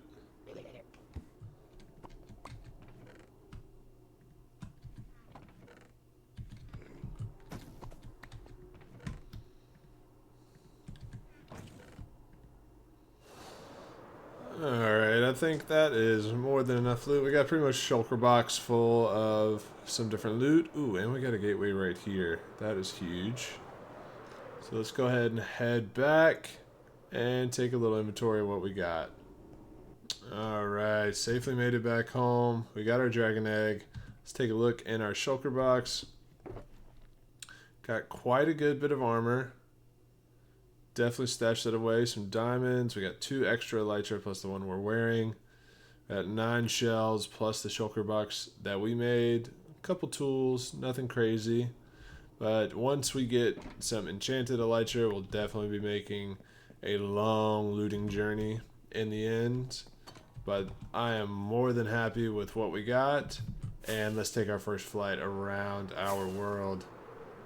We can make our way all the way up here to our creeper farm island that we built in that last episode and overlook our little starting base, our enchantment tower, our village. This is going to be a huge step in making some more progress because now we can just fly around. We don't have to run everywhere. And we can get a good aerial view for future projects. Go ahead and plop this dragon egg right there for now. We'll build a nice little shrine or something for it later. But for now, it can sit right there. And our elytra is already at half durability. So I think first thing that we need to do is get Unbreaking 3 and Mending on that. But actually, I'm going to take a little nap first, since that sun is going down. But first thing tomorrow, we're going to head over, buy an Unbreaking and Mending book, and get it put on this elytra, so we don't have to worry about this thing breaking. Alright, we got our 2 books. Let's throw these together. Throw that on there. And now we can go ahead and trade with these guys. Get some XP. And fix that thing up. Yeah. Alright, fully repaired. We got Unbreaking 3 and Mending on that. So won't have to worry about that as long as we're pretty regularly getting some XP, which we definitely should be doing. Alright, y'all. So we got a little side quest that we need to knock out here now. We are working on adding some blocks to our Hall of Legends, as I'm sure you saw in the beginning of this video. But one of those requests was for an ochre froglight, which I absolutely love building with froglights. So that's something I need to get working on anyway. And so we need to head out to the swamp, find some frogs, and then get them to another. I don't think I'm going to build a full-on froglight farm like I like to do just yet. But I do want to get these frogs into the nether. That way we can go ahead and start getting a few froglights, get it on the wall, and then just have some in case we need a little bit just for any other builds or anything like that. So I'm going to take a sleep real quick, and then we need to head out and find a swamp. Alright, so we have a few slime balls to breed up some frogs and grab some tadpoles.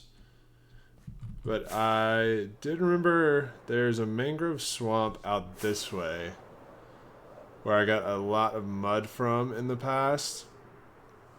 And I'm not sure, I don't remember seeing any frogs there, but I'm going to head out that way to start. just to see if maybe we get lucky. I'm not even sure if they spawn in mangrove swamps. I'm sure they do. We're going to head out this way, check that out. Hopefully we can go ahead and find some there. If not, we got to fly out some more and find a regular swamp. Big swamp.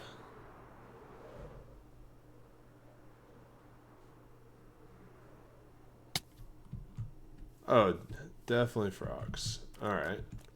So we got one buddy right here. See if you got a friend around somewhere. Oh yeah, another one right here. Oh, actually we got two of you guys right here. Perfect.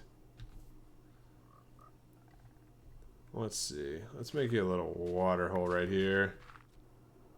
Yes, let's go. Alright. I'm gonna mark this, and I also saw slime jumping around over here. Yeah. Let's go ahead and take care of you.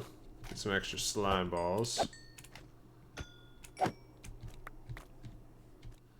Alright, tadpoles grew up. I got my 2 buckets. That is all we need out of here. And it is getting dark. So let's get out of Dodge. Alright, made it back home with our tadpoles. Let's just get a little temporary area in here. Just dig a hole in the side of this mountain. Get them in here so that they can grow up. We can breed them a little bit more. Alright, we got our little tadpoles in here now. We'll throw a door on the front of this, just so that they can't get out. And then once these guys grow up, we can breed them a little bit more before we take them over to the nether. Alright, now while those guys are growing up, I want to go ahead, let me grab some materials. I want to go ahead and create a little spawning platform. There's a basalt delta that I flew around earlier in the nether. It's not too far away, should be a good spot. Just gonna grab a couple stacks of netherite. Want to make a little platform that we can throw these frogs on in a basalt delta so that we can get plenty of magma spawns. But let's head over there and check that out. Alright, so right around here, I'd love to build a platform and then just dig a tunnel. Honestly, it might be closer over there. Dig a tunnel that goes towards our staircase and nether portal so it'll be easy to transport. Well, let me go ahead and find the best spot for that. Alright, so I went ahead and leveled out a little platform down here that we can stick our frogs in. Hopefully we can just lure some magma cubes down here. And we did go ahead and connect this all the way back to our nether portal. So we got a tunnel that goes all the way. I do want to go back through on the way back and add some walls and a ceiling. That way it's just a little bit easier to get these frogs all the way down here. Don't want them jumping off the side and falling down into lava while I'm trying to drag them down here. So that's what I'm going to work on the way back. And I will see you guys when we get back home and check on our frogs. Alright, made it back home. Just dumped all of our stuff off in storage. Let's go check on our frogs. I didn't think they were going to grow up while we were in the nether, because they probably weren't loaded in or anything. So I'm going to hang out in here for a while until these guys grow up. Breed them a little bit. That way we have plenty of frogs to take over and make ourselves some frogalites. Alright, frogs are in. Now I just need to lure a couple of these magma cubes over. Get our friends here to eat them up.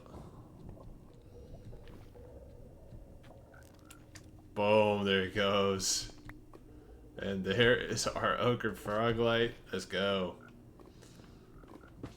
Alright, I'll spend some more time over here eventually getting some more of those, but for right now, that one is all we needed. So let's go ahead and head back. Alright, y'all, now that we got that side quest knocked out, I think it's time that we head back over to the end. We finally got our elytra enchanted, so I'm not worried about that breaking. And I think we go back to the end and do a whole lot of in-city looting. Just get a bunch of diamond gear, get a bunch of extra elytra, just get as many riches as we can. So I'm going to fly back over to the stronghold, and we're going to do a whole lot of looting. Yeah. Take all these bookshelves. Actually, I can use the string too. I'm going to clear out this library here. Alright, first library is sufficiently robbed. Take this last piece of string. And we're off. Alright, 2 libraries successfully robbed. We got a little over 7 stacks of bookshelves, some books, 4 armor trams, and a stack of string. That's very successful.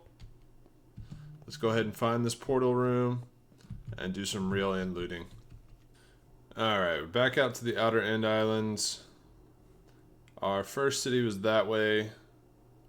Hit a couple that way. So I said we go out this way and see what we can find.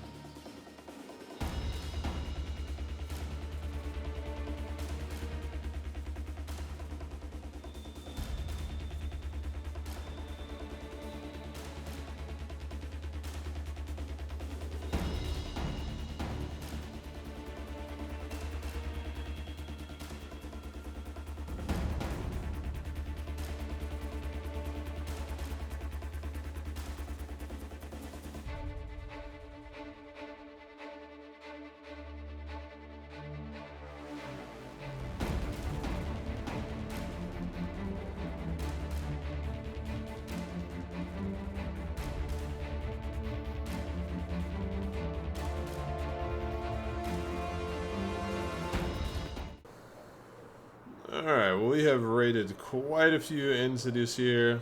Got about 2 shulker boxes full of loot. Let's go ahead, make our way back home, and take stock of everything that we got. Alright, made it back. Got all of our loot organized here in these 2 shulker boxes. First one, got all our bookshelves from the stronghold. We got 4 extra elytra, some armor trims, stack and a half of iron, gold, half a stack of diamonds, some emeralds.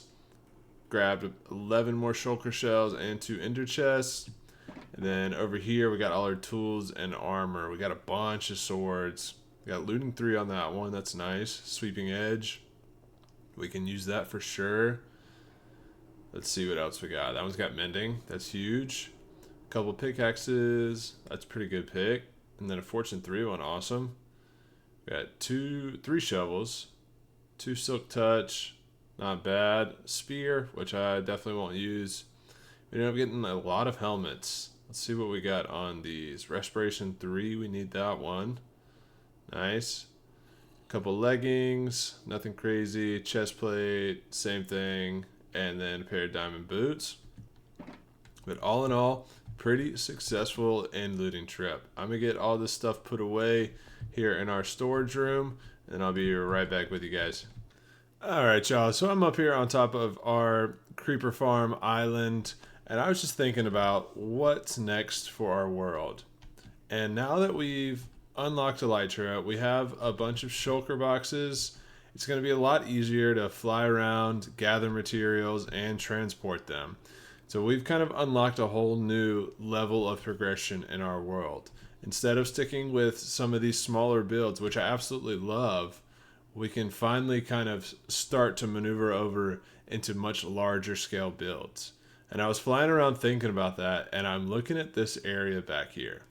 It kind of leads perfectly off of our bridge. We can fly over there. We can add this trail up here. We have all this room up here. It's going to need a lot of terraforming, but we have all this room up here where we can throw a mega base in.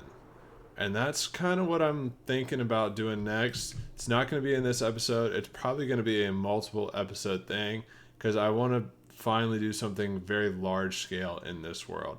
I'm loving the way it's turning out. I love how everything flows together, So I'm going to have to do a lot of thinking on what I want this build to be exactly, because I still want it to connect with everything. I don't want it to just be a giant build that looks out of place. So we're going to have to find a way to tie it into the world, but also just make a huge stunning base. And if we fly back over to our starter base, we are outgrowing this thing. We're already starting to outgrow our storage room that we built a few episodes ago down in our hallway here. We still have some empty chests here and there, but this has been a good way to store stuff for the past couple episodes. But maybe 4 or 5 episodes down the line, we're gonna have to enhance this. So if we have a big starter base built somewhere out here in this area, this leaves us a lot of room to add in an even bigger storage system. And I also found a pink sheep over here. I don't know if I've ever mentioned that before, but there's just been a pink sheep hanging out over here the entire time that we've been on this world. Yeah, those are my plans for the future of this. Maybe the next couple episodes is start to work on a mega base now that we've finally beaten the game. We are up here on top of our creeper farm island once again because we have a great vantage point up here, and we are planning out our mega base, our next build for our world up here. And we're looking at this big area right over here. I want to build kind of like a giant farmhouse type build that kind of fits in with our village and what we've got going on so far, but much bigger. Something that looks like the guy who runs this whole area lives in. And I'm thinking this spot right here is where we want to throw that house. We have all this room out here. We can plant a bunch of crop fields in. I want to throw maybe a barn over on this side. And I'm thinking a bridge across this little chasm right here. Have some more fields and maybe a windmill even on top of that little spot out there. First issue we're going to run into here though is this land needs a whole lot of terraforming. Good thing we have some good tools. In between episodes, I've been making sure to get all the enchantments I need on the tools, get them pretty much all fixed up, so they should be good to go. We're going to have a lot of work to do here in this area. I want to flatten some stuff out, bring out this land a little bit, add some cliffs, make this path connect all the way up there. So we got a lot of work to do, and I say we just go ahead and get started.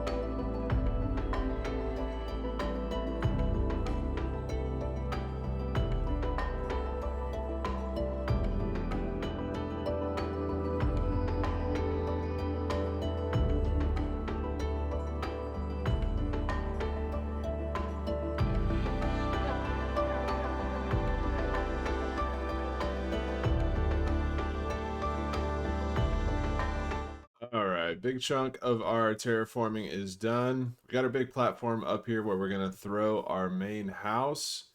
And now if we fly out a little bit, you can see I brought this down a little bit and then threw a wall right here. So there's going to be a lot more terraforming to do in this area, but we got the majority of it done to get this house built, at least to get things started. And I got a bunch of materials here that we are going to need for this build. Got a bunch of wood. I grabbed some mangrove wood too, because I'm thinking I want to throw some red accents in. Got a good little bit of deep slate here. There's one more material that I know I'm gonna want for this build, and that is calcite. So we need to go on a little adventure and need to find some stony peaks with some calcite deposits in them. And I don't think I've seen any yet in this world, so it might take quite a bit of flying around, but we have plenty of rockets with us, so it shouldn't be an issue. So I'm going to take off and see if we can't find some calcite. Whoa, came across a woodland mansion right here. This is a crazy little dark oak forest.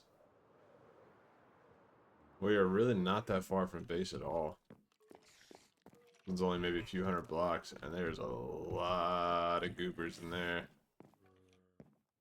Definitely don't want to deal with that today, but we'll keep it noted for sometime in the future.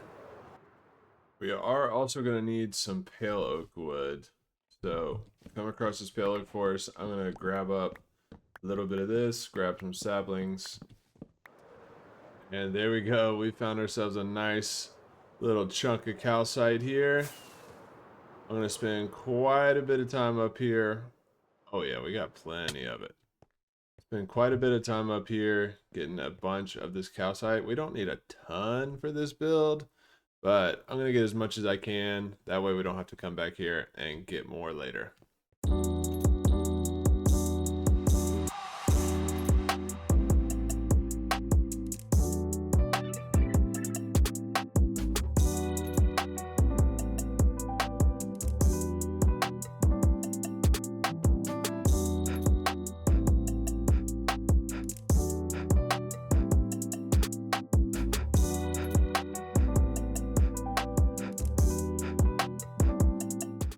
Alright, well, I forgot a bed, and we got about a shulker box full of it. So I think that'll be plenty for now. Let's head back home. Alright, y'all, we got everything that we should need to knock out this farmhouse that we're building. So let's go ahead and get to it.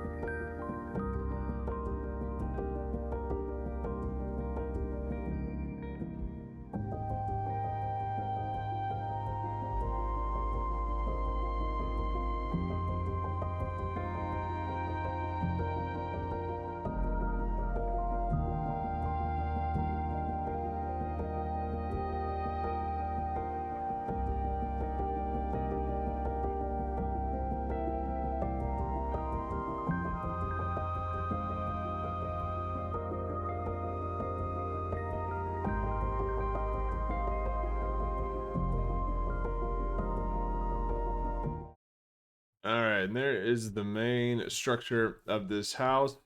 Got our little foundations right here, and we got our outlines with our spruce pillars in. I wanted to add a lot of variation in it. I like this L shape, and I wanted to keep, even the foundation at different heights so that everything's just a little bit varied. But we're going to have a lot of room here on the inside. 2 floors over on this side, only 1 floor on that side. And we're going to have a lot of room underneath as well. If we want to throw a basement in here or have a big underground base is kind of my thought so far. And now that we got that part done, I think I'm going to go ahead and throw in the floors. for at least this first floor before we put the walls in. So I'm going to grab some oak wood and knock out that floor.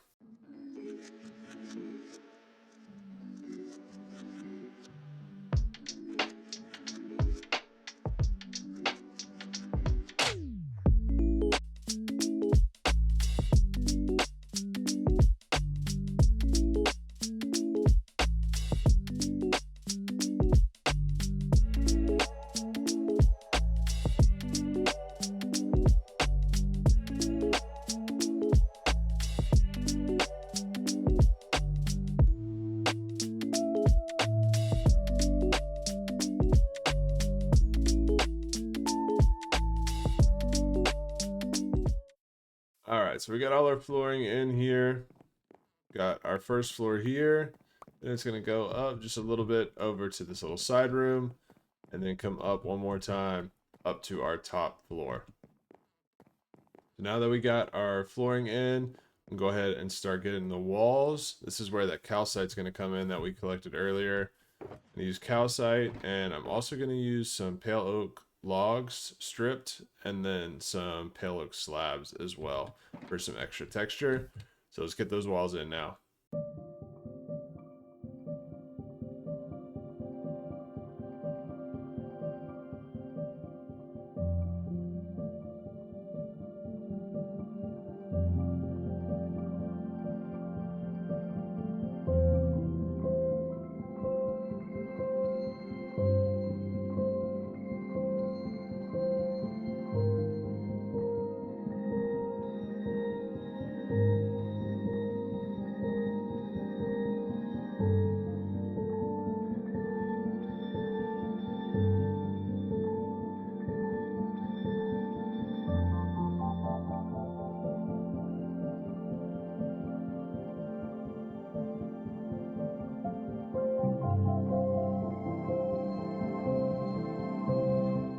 All right, so we got our walls in. I went ahead and textured them up with some pale oak logs and pale oak planks. So all the walls are in for every floor of the house. Now we need to go ahead and throw our roof on top of there. I want to have a little bit more of a prominent roof. So I'm going to have one that kind of peaks up at the top a little bit more than our roofs have everywhere else. Same kind of palette though. I'm going to outline it in spruce and then have some deep slate bricks, tiles, and then the polished deep slate as well in there to give it just an extra little bit of texture. So let's go ahead and get that roof done.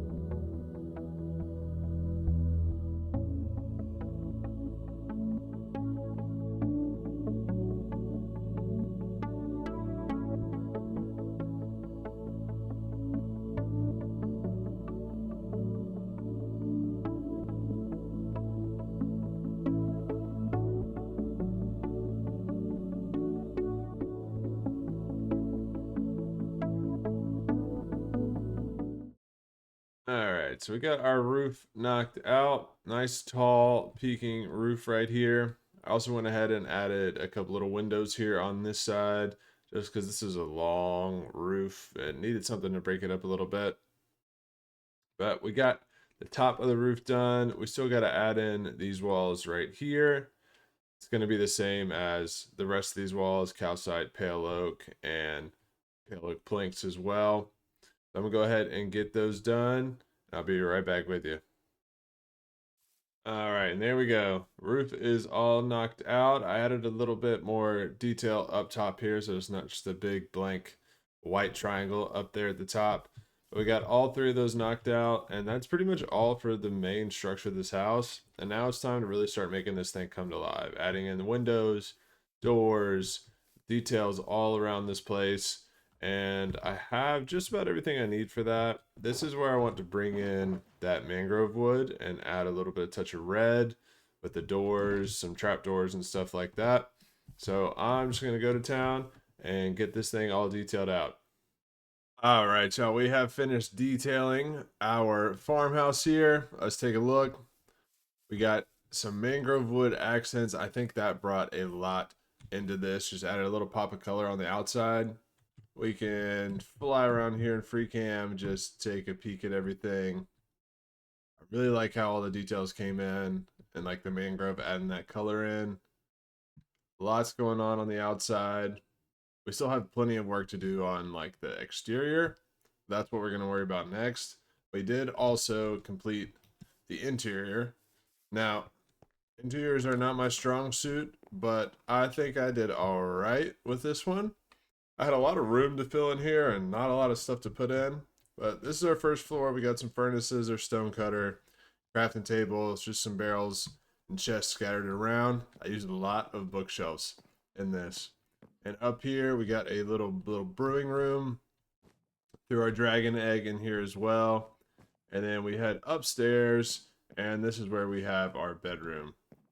Back on this side of the house. Then come out here, we got a nice little patio overlooking everything here, looking over a river and our starter house. Yeah, that is the main build of the house, all knocked out. I really like how this turned out. It's a lot more grand than our starter house, but it still fits with the town and the village. It all still feels like it's part of the same place. Now that we got this, what I want to do is go ahead and start getting some paths in. I want the path to come from the bridge up here all the way through here, and I want the path to go underneath this little area that we made. Eventually we'll turn this into something, maybe another storage room. I still got to think on that, but that path is going to come all the way down here, go down this hill towards our little mini wall that we built, and eventually this dirt is going to expand all the way over there, and this is where we're going to have a lot of fields. I'm thinking a windmill maybe over on this side, some barns, different stuff like that, just to kind of fill in this space out here. We can get a little look from the top as well. So that path is going to come all the way up here and then wrap down here. Imagine all of this is just kind of not completely flat, but filled out dirt. We're going to have a lot of fields going in here. I'm thinking maybe some fields over on this side as well. Lots of crops. They fill in a blank area very well. But what I want to do next is go ahead and grab our packed mud, coarse dirt, the stuff we've been using for our pathways, and go ahead and get that path extended all the way up here, get it mapped out so that we know what areas we need to fill in and whatnot. So I'm gonna grab those and get started.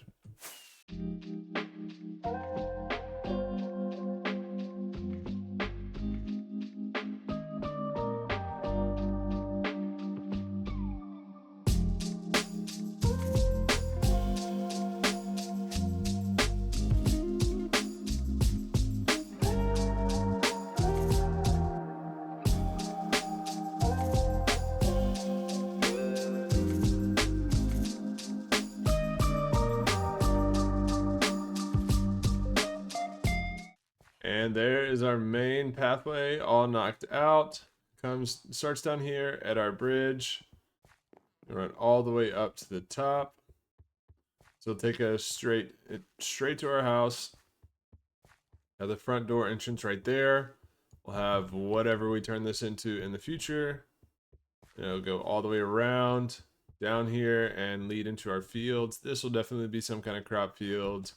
And then down here we'll have a bunch of farms, barns, windmills, all that sort of stuff that we will be doing in the next episode. But now that we got our path all mapped out, we need to do something with all this empty space up here. I definitely want to go around, add some more decorations to the outside. Thinking I want to do like some small crop farms up top here, maybe something like that. Man, these Endermen are very annoying.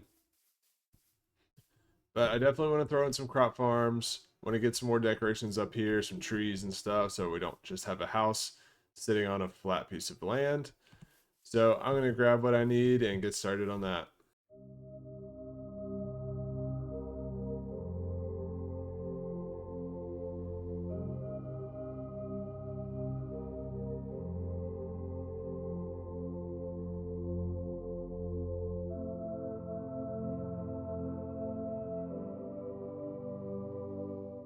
All right, y'all, we have finished the fields, and I kind of went a little extra and just completely decorated the entire area. As you can see, we got some trees up there behind us. But if we go take a look, make our way down our bridge, going up into our pathway, and this is what we got right here, y'all. We got a couple fields over here on this side. We got a little pond, waterfall over here on this side. We keep going up. We have a giant wheat field over here on this hill. It takes up the entire hill right here. We got everything nice and decorated, plenty of flowers, grass. We take a little aerial view here. You can see a little bit of everything. Got a giant wheat field, our water feature. I was thinking of throwing another field in here, but I kind of wanted to do something different. So we got a little pond going in there with a tiny little waterfall. And then we also got a couple extra fields. We got carrots up here, beetroots over on this side. But guys, those farms and that pond really filled out this area. I'm really liking how it's starting to come along.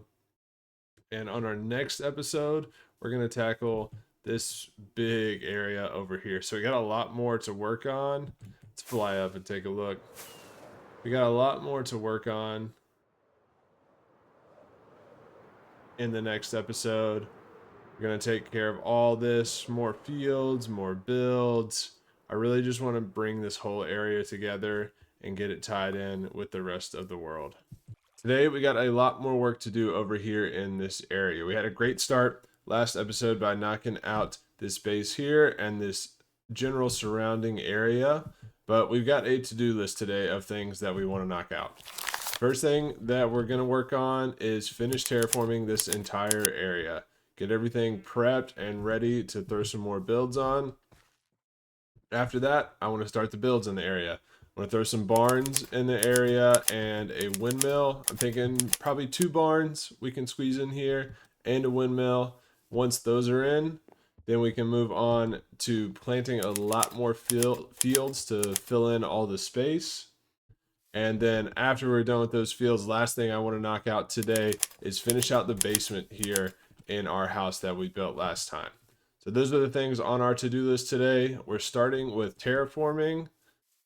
I have an idea of what I want to do terraform wise, but it kind of all comes together as I'm doing it usually. But the first thing I definitely want to do is knock out this cliff face that we kind of just left wide open after last episode. I brought out the platform to build the house on, but now we need to fill in this area with one of our cliffs like we did over on this side. So I went ahead and grabbed a bunch of stone, some andesite and cobblestone to go ahead and knock this out. So let's get right into it.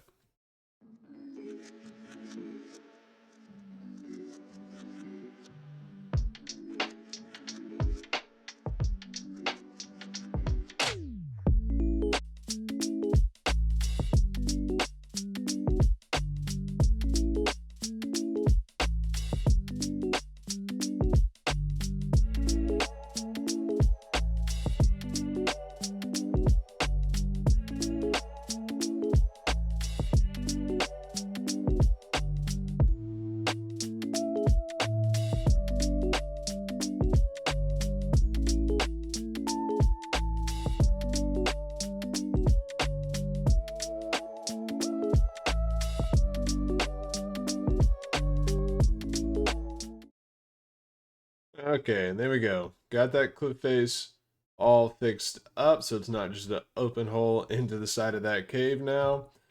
The first part of this part of the to-do list is knocked out.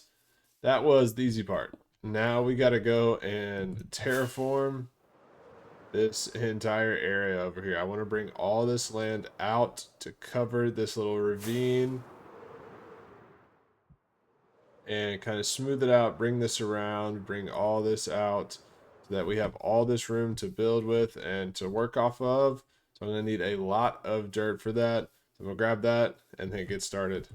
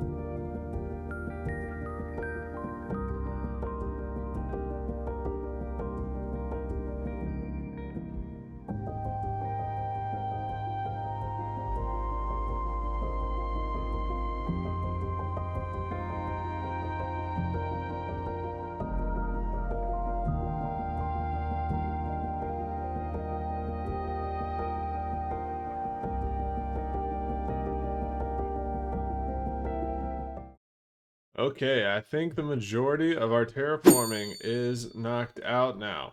We went ahead, leveled out this ground, covered up that ravine in there. We got plenty of different layers to put different farms on, but what I'm thinking so far is this little platform that I made right here is where we're going to throw our windmill. That'll be a nice spot kind of in the background of everything. We're going to have the path extend over there. This path is also going to go down here kind of along this wall. It's going to come down this way. I want to throw a barn right here in this spot. And I also want to branch this path off over here and either throw a barn up here or maybe down in here next to these trees as well.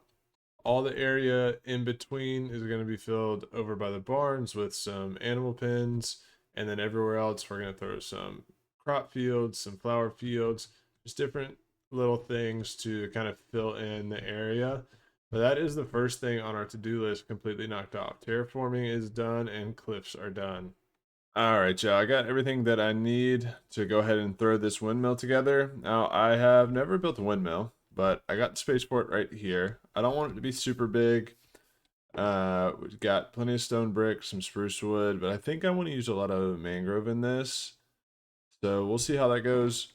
But we got an area for it, got everything that I need. I think it's time that we just throw this thing together and see how it comes out.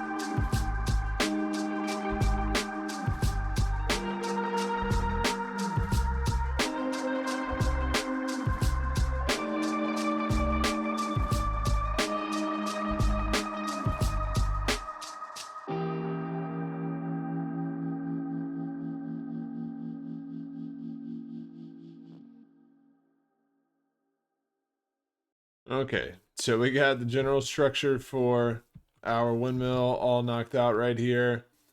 It's looking a little bit awkward. I think this bottom portion is one block too far out. So I might end up knocking down this whole wall and bringing that in a block. There's just too much of a difference between this level and the bottom level. So I might be changing that up. But then we have to add in some details to kind of bring this thing together. But it looks decent as we're flying in. Coming in, having that windmill over there. For my first windmill, I'm not too upset about it, but as with every other build, it's gonna really come together once we start putting these details in.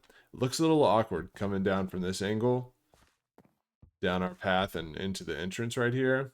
I think it'll help when I bring this bottom portion in, but that's what I'm gonna work on next. I am gonna go ahead and knock this out and just bring it in one more block and then add in a bunch of details to this build, and hopefully this thing just comes to life. And there we have it. Our windmill is completely knocked out. I went ahead and extended the path all the way up to the door, decorated the outside, but just some slight details, nothing crazy, nothing overboard. This is a very simple build just to add a little bit of character to the land in here. I have a very small interior, just using it for some extra hay storage. Got some barrels and chests scattered everywhere. Don't have any way to get up into this tower right now. Don't really have anything to put in there. If we find a use for it in the future, we can throw a ladder down here or something like that. Let's take a look at this from the front in FreeCam. I think that adds a nice little bit to that backside there. Just something extra to look at. As well as up next, we're going to throw a barn here and a barn over here. So just add some more structures around the area to kind of fill everything in a little bit more. But I'm very happy with that. Now up next, we're going to throw in our first barn. We're going to put it over here on this side. It's similar to our windmill. I don't want it to be anything crazy. I don't want it to take away from our house up there or anything like that. But something else just to fill in this space. We'll probably throw in some cows or maybe some sheep over in this one. But pallet's going to be similar to that. I want to use some mangrove wood as well, and then some strip spruce. We got plenty of that right here. Everything I should need. So let's go ahead and get going on that.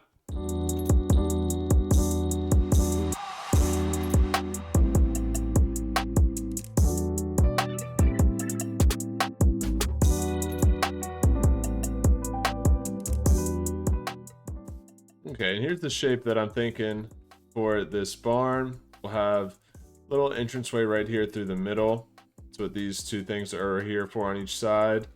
And then maybe on this side, we'll kind of block this all off and just have a little storage area or something over here, a bunch of hay bales and whatnot. And then on this side, we'll have more of an opening here. So we'll fence this off, have some animals in here, and then have their pen kind of extend out here, have a little pasture for them out on this side. Now that we got the structure of that in, I'm going to go ahead and fill this in with some mangrove wood and get these walls up.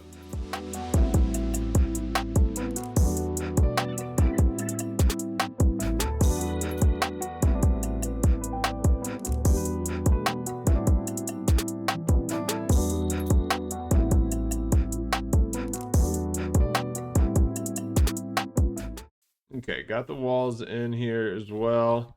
I left some holes up top there. I threw in some pale oak fences.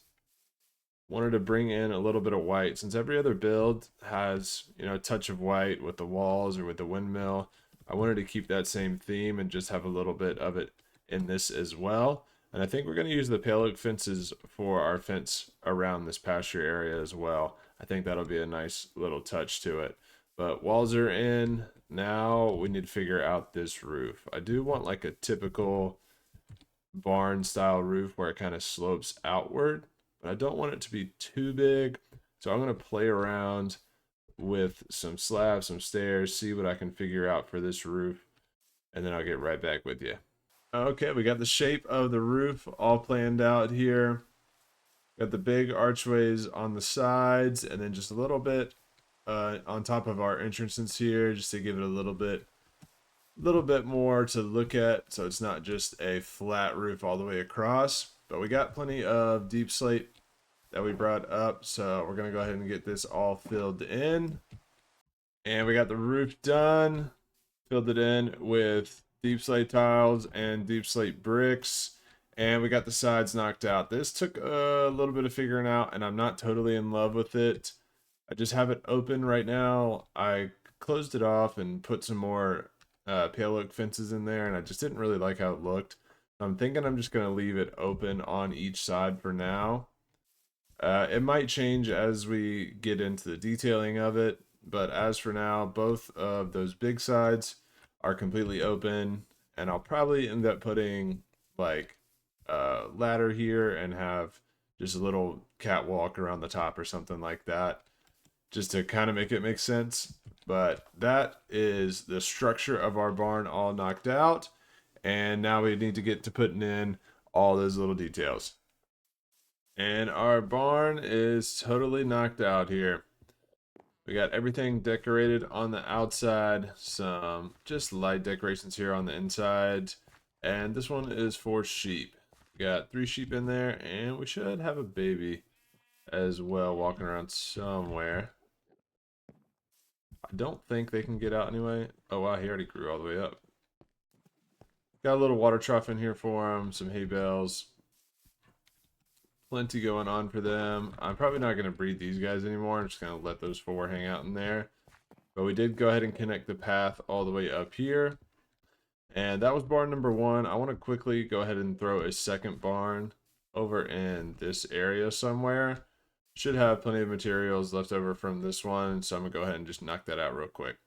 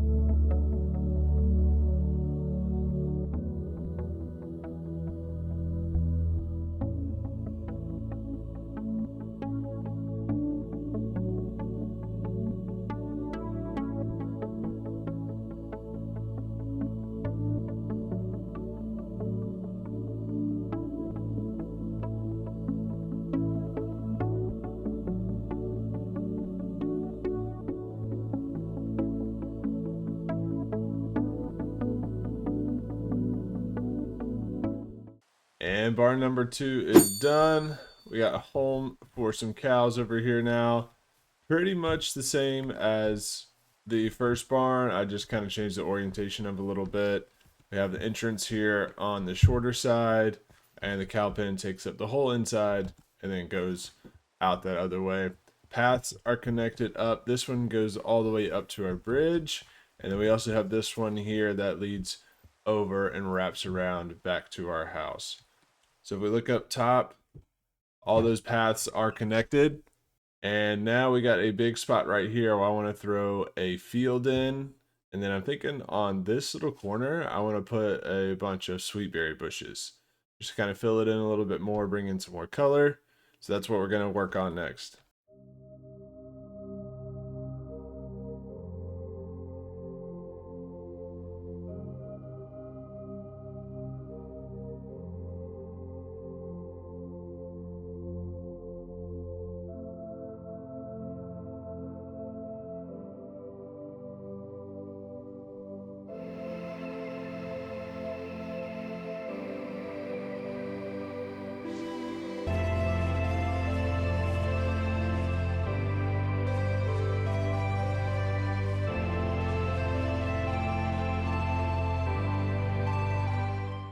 And boom, fields are planted in along with lots of detail here in the area. We got a little sweetberry patch over here on this corner. We've got a field here in the middle with rows of wheat and potato, and we got another little pond here. I had this extra corner that I didn't want to just throw some flowers and bone meal, so we got another little pond to match up there. But I went ahead, put flowers everywhere, bone mealed it so that all the grass is grown in, everything feels nice and full. And that is this little starter area all knocked out. Let's jump up in the sky a little bit, get a little bird's eye view. Got our barns, windmill, fields, paths are all complete.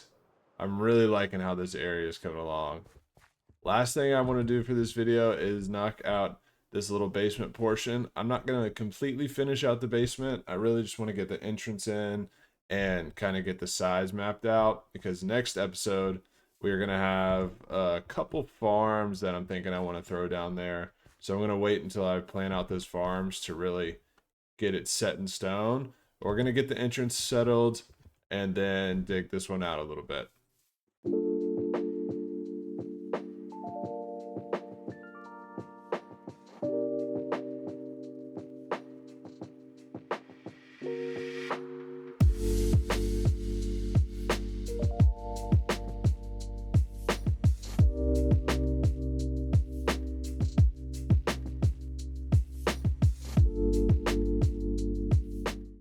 And we now have a finished basement under our house. Well, I guess we can call it semi-finished. We got walls and a floor. But I'm going to refrain from putting anything else in here right now, because next episode we're going to build a few more farms for our world. And I'm thinking I want to throw a couple of those guys down in there somewhere. So I'm going to leave room in there until I figure out exactly what I want to do with that basement. But I also went ahead and added in some lampposts and just some finishing touches around this area. But we can knock off the basement off our to-do list. And that was the last thing for today's episode. And guys, I am in love with this area. I am loving how this turned out. Everything's coming together great. Let's just take one good look from up top.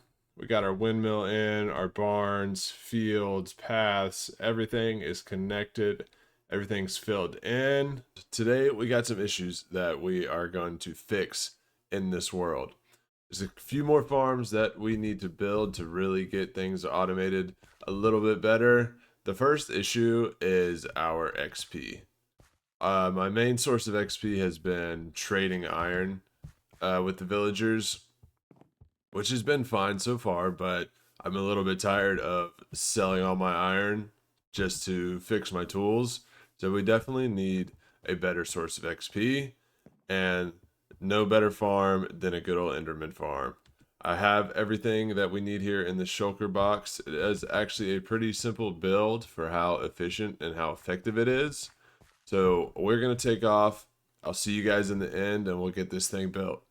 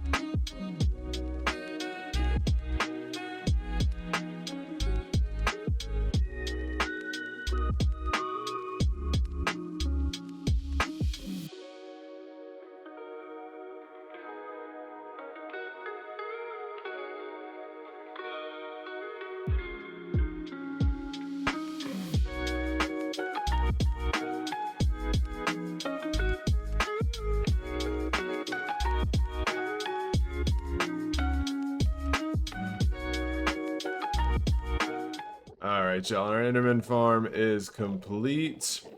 As you can see, it is working. We got a ton of buddies down in here. So let's take a little smack and see how it works. Oh, got XP for days. Alright,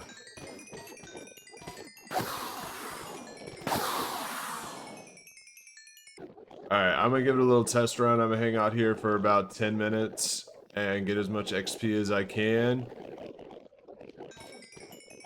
Well, guys, it's been about 10 minutes, and as you can see, it's been a constant flow of XP. So I think we can officially say that our XP problem is solved. This is going to help us so much when we have to repair tools, if we need to enchant anything else. It's literally not stopping. It's just constant. This is going to be a huge upgrade to our world. Not having to worry about XP or healing any tools or anything like that anymore. Just come here and knock it all out. And I will be putting the link to this tutorial that I used for this exact farm. If you guys want to build the same one in your worlds and solve your own XP problems, that will be down in the description. But our first farm is done. We can go ahead and knock that one off the list. Let's head back home. Alright, so problem number 1 is fixed. We have plenty of XP for days now. Moving on to problem number 2. This is our current smelting setup. 3 furnaces just sitting over here on the wall. I don't like that. I like having a super smelter and just have it automatically put everything in the chest, feeds it, spits it out, don't have to worry about it. So first thing we need to do to get that set up is get a lava farm going. I got plenty of lava here, got everything I need, super simple. I want to throw this down in our basement that we finished out last episode. We got plenty of room in here. I think what I actually want to do for the lava farm is go even further, put the lava farm underneath this floor, because I am a little concerned about all this wood up here. And if this house burned down, I would be very, very sad. So I'm going to dig out just another little room underneath this floor to stick our lava farm. And then up here is where we can have our super smelter set up. Let's go ahead and get that knocked out.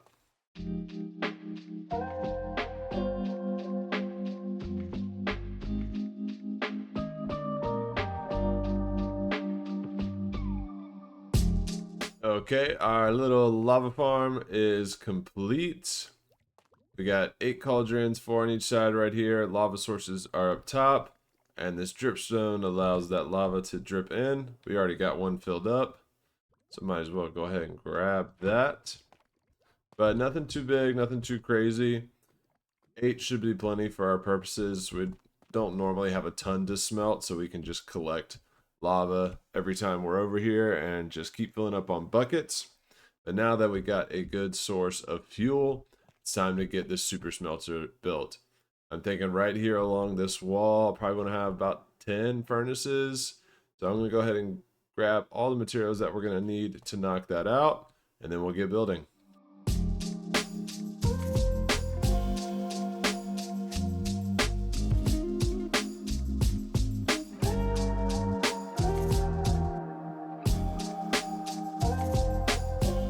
Alright, we got our super smelter built out here.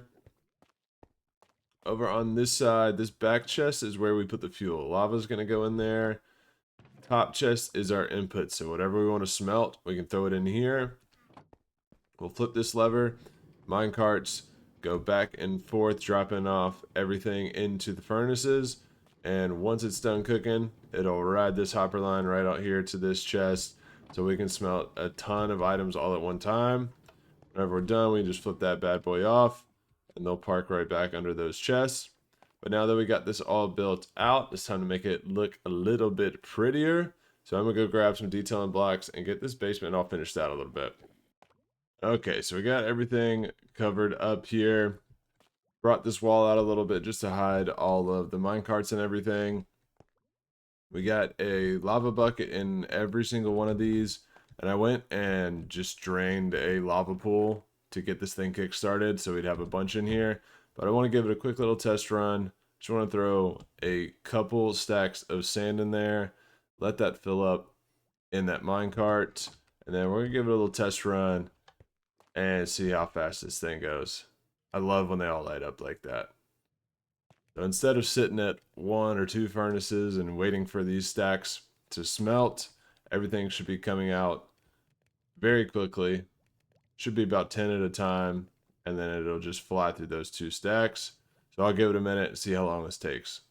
And there's the last of our 2 stacks. That took all of 2 minutes to smelt 2 stacks of glass. Now you don't get any of the XP from smelting when you do it this way, but we built that great XP farm, so I'm not worried about that at all. That is problem number 2 fixed. Okay, so for this next farm that we're building, we're being a little bit proactive. It's not a farm that we've needed yet, but it's something that I'm anticipating we're going to need in the future, and that is going to be a slime farm. I should have most of the materials that I'm going to need for this slime farm, but one thing that I do want to use is tinted glass. so we can see what's going on inside of the farm. And luckily we do have an amethyst down here in our mine. I haven't really set it up yet to where it's the most efficient, so I guess now is as good a time as any to go ahead and do that. So we're going to head down to our mine, get that amethyst all set up. I'll see you guys down there.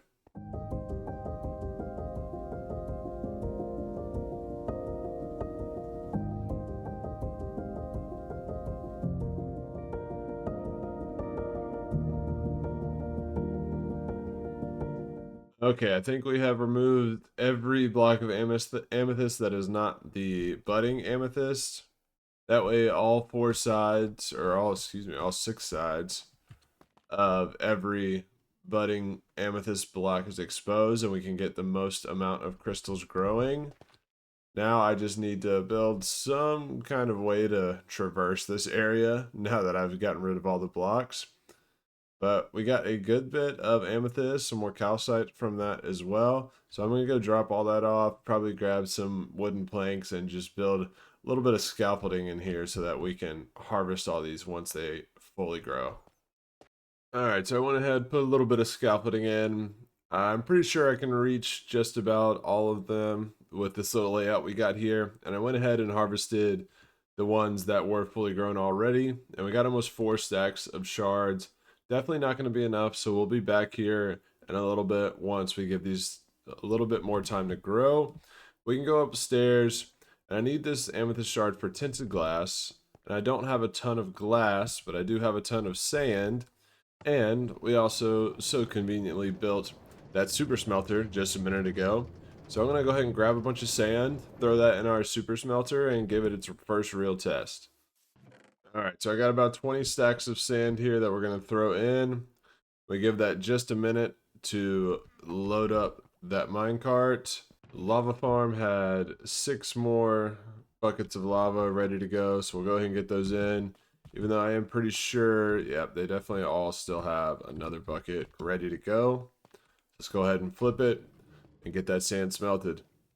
Alright, so I spent some time smelting up plenty of glass. I harvested up a bunch of the amethyst crystals from down in our mine so that we can make a bunch of tinted glass. And I have everything that we need to go ahead and knock this slime farm out. And now next step in the process is finding a swamp. We do have a mangrove swamp that we've been getting mud from and mangrove wood, but I don't think I want to use that. So I want to go out and find a normal swamp. I haven't seen one out this way or this way. Those are the two directions that we've really been exploring.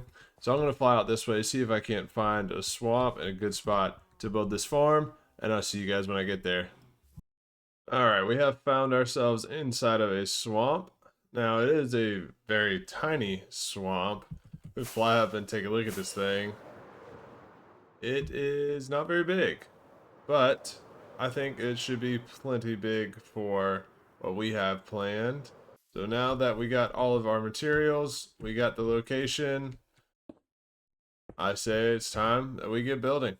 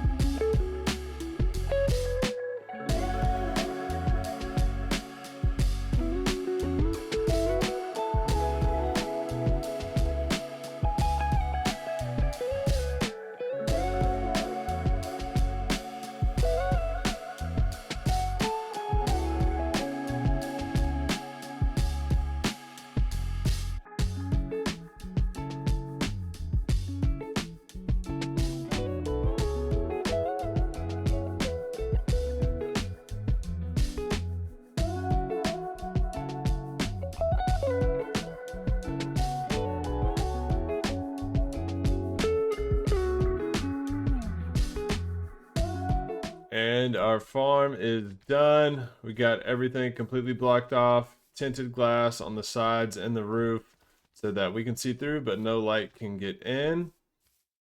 We hop down here. This is going to be where we collect our slime balls. We will decorate this eventually, but right now it's just functional. We already have almost a stack of slime balls. You can hear them hopping around up in there. But we did build a little AFK platform up here in the sky. So we fly up here. We can hang out right here for as long as we need to collect some slime balls. Let's see if we can see him down there. Oh yeah, you can see him hopping around. This thing is not going to take long to collect a bunch of slime balls. I'm going to hang out right here for just a few minutes just to give this thing a test. We'll run for maybe 5 minutes, see how many slime balls we get, and I'll get right back with you guys. Alright, it's been just about 5 minutes. Let's hop down here. You can see all the slimes. I'll get myself a heart attack right there. See all the slimes going. This is definitely going to be very efficient for our needs. We're not going to need a ton of slime balls, so when we do need some, we can just hang out here for like 10 minutes and get plenty of them. Let's go ahead and head down and see what we got. Oh yeah, 4 stacks, plus you can hear all the ones still in there hopping around. 5 minutes, I am very happy with that. So I think we can officially say Slime Farm is complete. Alright y'all, we made it back home, dumped off all the materials. Moving on to the next part of this, we got everything in the shulker box that we're going to need for a moss farm. Now this moss farm is going to be a little bit of a 2-for-1. We're going to do bone meal and moss farm combined. So I plan on having like a little switch on the wall of the farm where I can swap it to get bone meal or swap it to get moss and then run it. And that way we got 2 farms in one. We'll go ahead and grab this up, and I think I got a good spot picked out for it. I'm thinking that we build it right up here next to our iron farm that we still need to cover up, but I think inside of this mountain right here, we can build a little entrance doorway in here. I'll dig out a big enough hole so that we can just run in here anytime we need some bone meal or some moss, hang out for a minute and grab all that we need. But materials are gathered. I got the spot, so let's go ahead and get this thing done. Okay, so I think I got this thing figured out. The main structure of this was from a tutorial that I'll link in the description, but I wanted to change kind of the collection system, and I wanted to be able to switch between bone meal and moss. I think I can do that with this switch here. It took me way too long to figure out, but I think I got it. Having the lever flipped this way will feed everything straight into this chest, which will just be all of the moss materials. If I flip it the other way, then the hopper line will get pushed into this chest, which there are some composters back there, and it should be bone meal. Then I can take some of that bone meal, put it over in this chest, which will feed the dispenser underneath to keep this thing stocked with bone meal. And right now, this is how I turn it on. Once I get this place decorated, I'm definitely going to move that lever up. But I think it is time for a test run. I got it on bone meal right now, so we should get bone meal eventually, but let's turn it on and see what happens.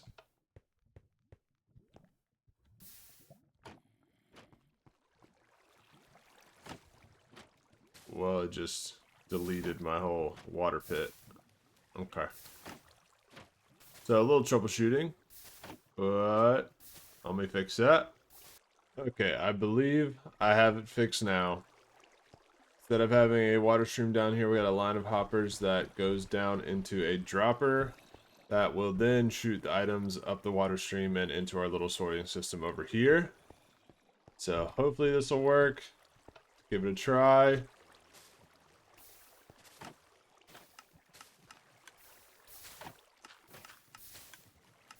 Should be getting bone meal. Sounds like, there we go. Sounds like that composter is working. I'm gonna let this thing run for a little bit while I decorate, see how much bone meal we can get. That way we can fully fill up this bad boy with bone meal. Won't have to worry about that for a while. Okay, so we got everything decorated, got it all finished out nice and simple, just mossy, overgrown kind of vibe. And in the time that it took me to decorate this, we got almost 5 full stacks of bone meal from that. So not too shabby. And I even had to turn it off about halfway through because these hoppers are getting a little overloaded. I think the dropper down there is kind of slowing things down, but it's still fast enough for what we need in this world. If we ever get to a point where we need a lot more bone meal or a lot more moss, then we can deal with that and maybe build something better. But this is more than sufficient for our needs right now. I'm gonna go ahead, I'm gonna take this bone meal, put it in our bone meal chest over here to fill up that dispenser underneath that keeps this whole thing running. And I'm gonna go ahead and give this thing a real AFK test. I'm gonna sit over here in the corner and hang out for about an hour, hour and a half. I'm gonna flip it over to the moss side and see how much moss we can grab from about an hour of AFKing over here. So I'll let you guys know. Okay, so about an hour later, and we have pretty much a double chest full of moss. That dropper, I don't know if you can hear it, but it is still working through items. So more than enough for what we will need. Let's go ahead and clear some of this out so that there's room for more stuff in there. But yeah, plenty good. Moss farm, bone meal farm. We can knock that one off the list. All right, now that we got all of our farms knocked out for today, we got to do a little bit of updating on our Hall of Legends here. We got a few special blocks to add in, and we got about 53 new homies to add to our Hall of Legends here. So let's go ahead and get to that one. First special item for B2 hearts, we got a flowering azalea right here on the wall. Diamond pickaxe for Grim Reaper. Gold block for Lorenzo. And we got another gold block for Monster Little. Raw chicken named RIP Jeff. So all the way up there. And for Lewis the boss, we got a block of redstone right there for you. Now I'm going to fill in the rest of these item frames with our iron blocks for all of our other subscribers. Thank you guys so much for those suggestions for those items. And there we go, guys. Our Hall of Legends is completely updated. If you've made it this far in the video, you are probably one of these on the wall. And if you're not, what are you doing? Hit that subscribe button, join our Hall of Legends, get yourself a block on the wall. Iron block for every subscriber. If you want a special item, throw it in the comments and I'll try to get it up there for you within reason. I know a couple of you guys requested a Wither Skull, and I do plan on putting those up there. I think they'd look pretty sick. It's just gonna have to wait a little bit until I get back into the nether and either make a wither farm or have the time and patience to sit there and grind out some wither skeletons. That is going to be it for today's episode, guys. Thank you so much for watching. If you like what you see, if you want to see more, make sure you subscribe so you don't miss out on any updates to this world, any new episodes. Drop a like, drop a comment. It goes a long way, and I appreciate every single one of you. But I'll see you guys on the next one. Peace.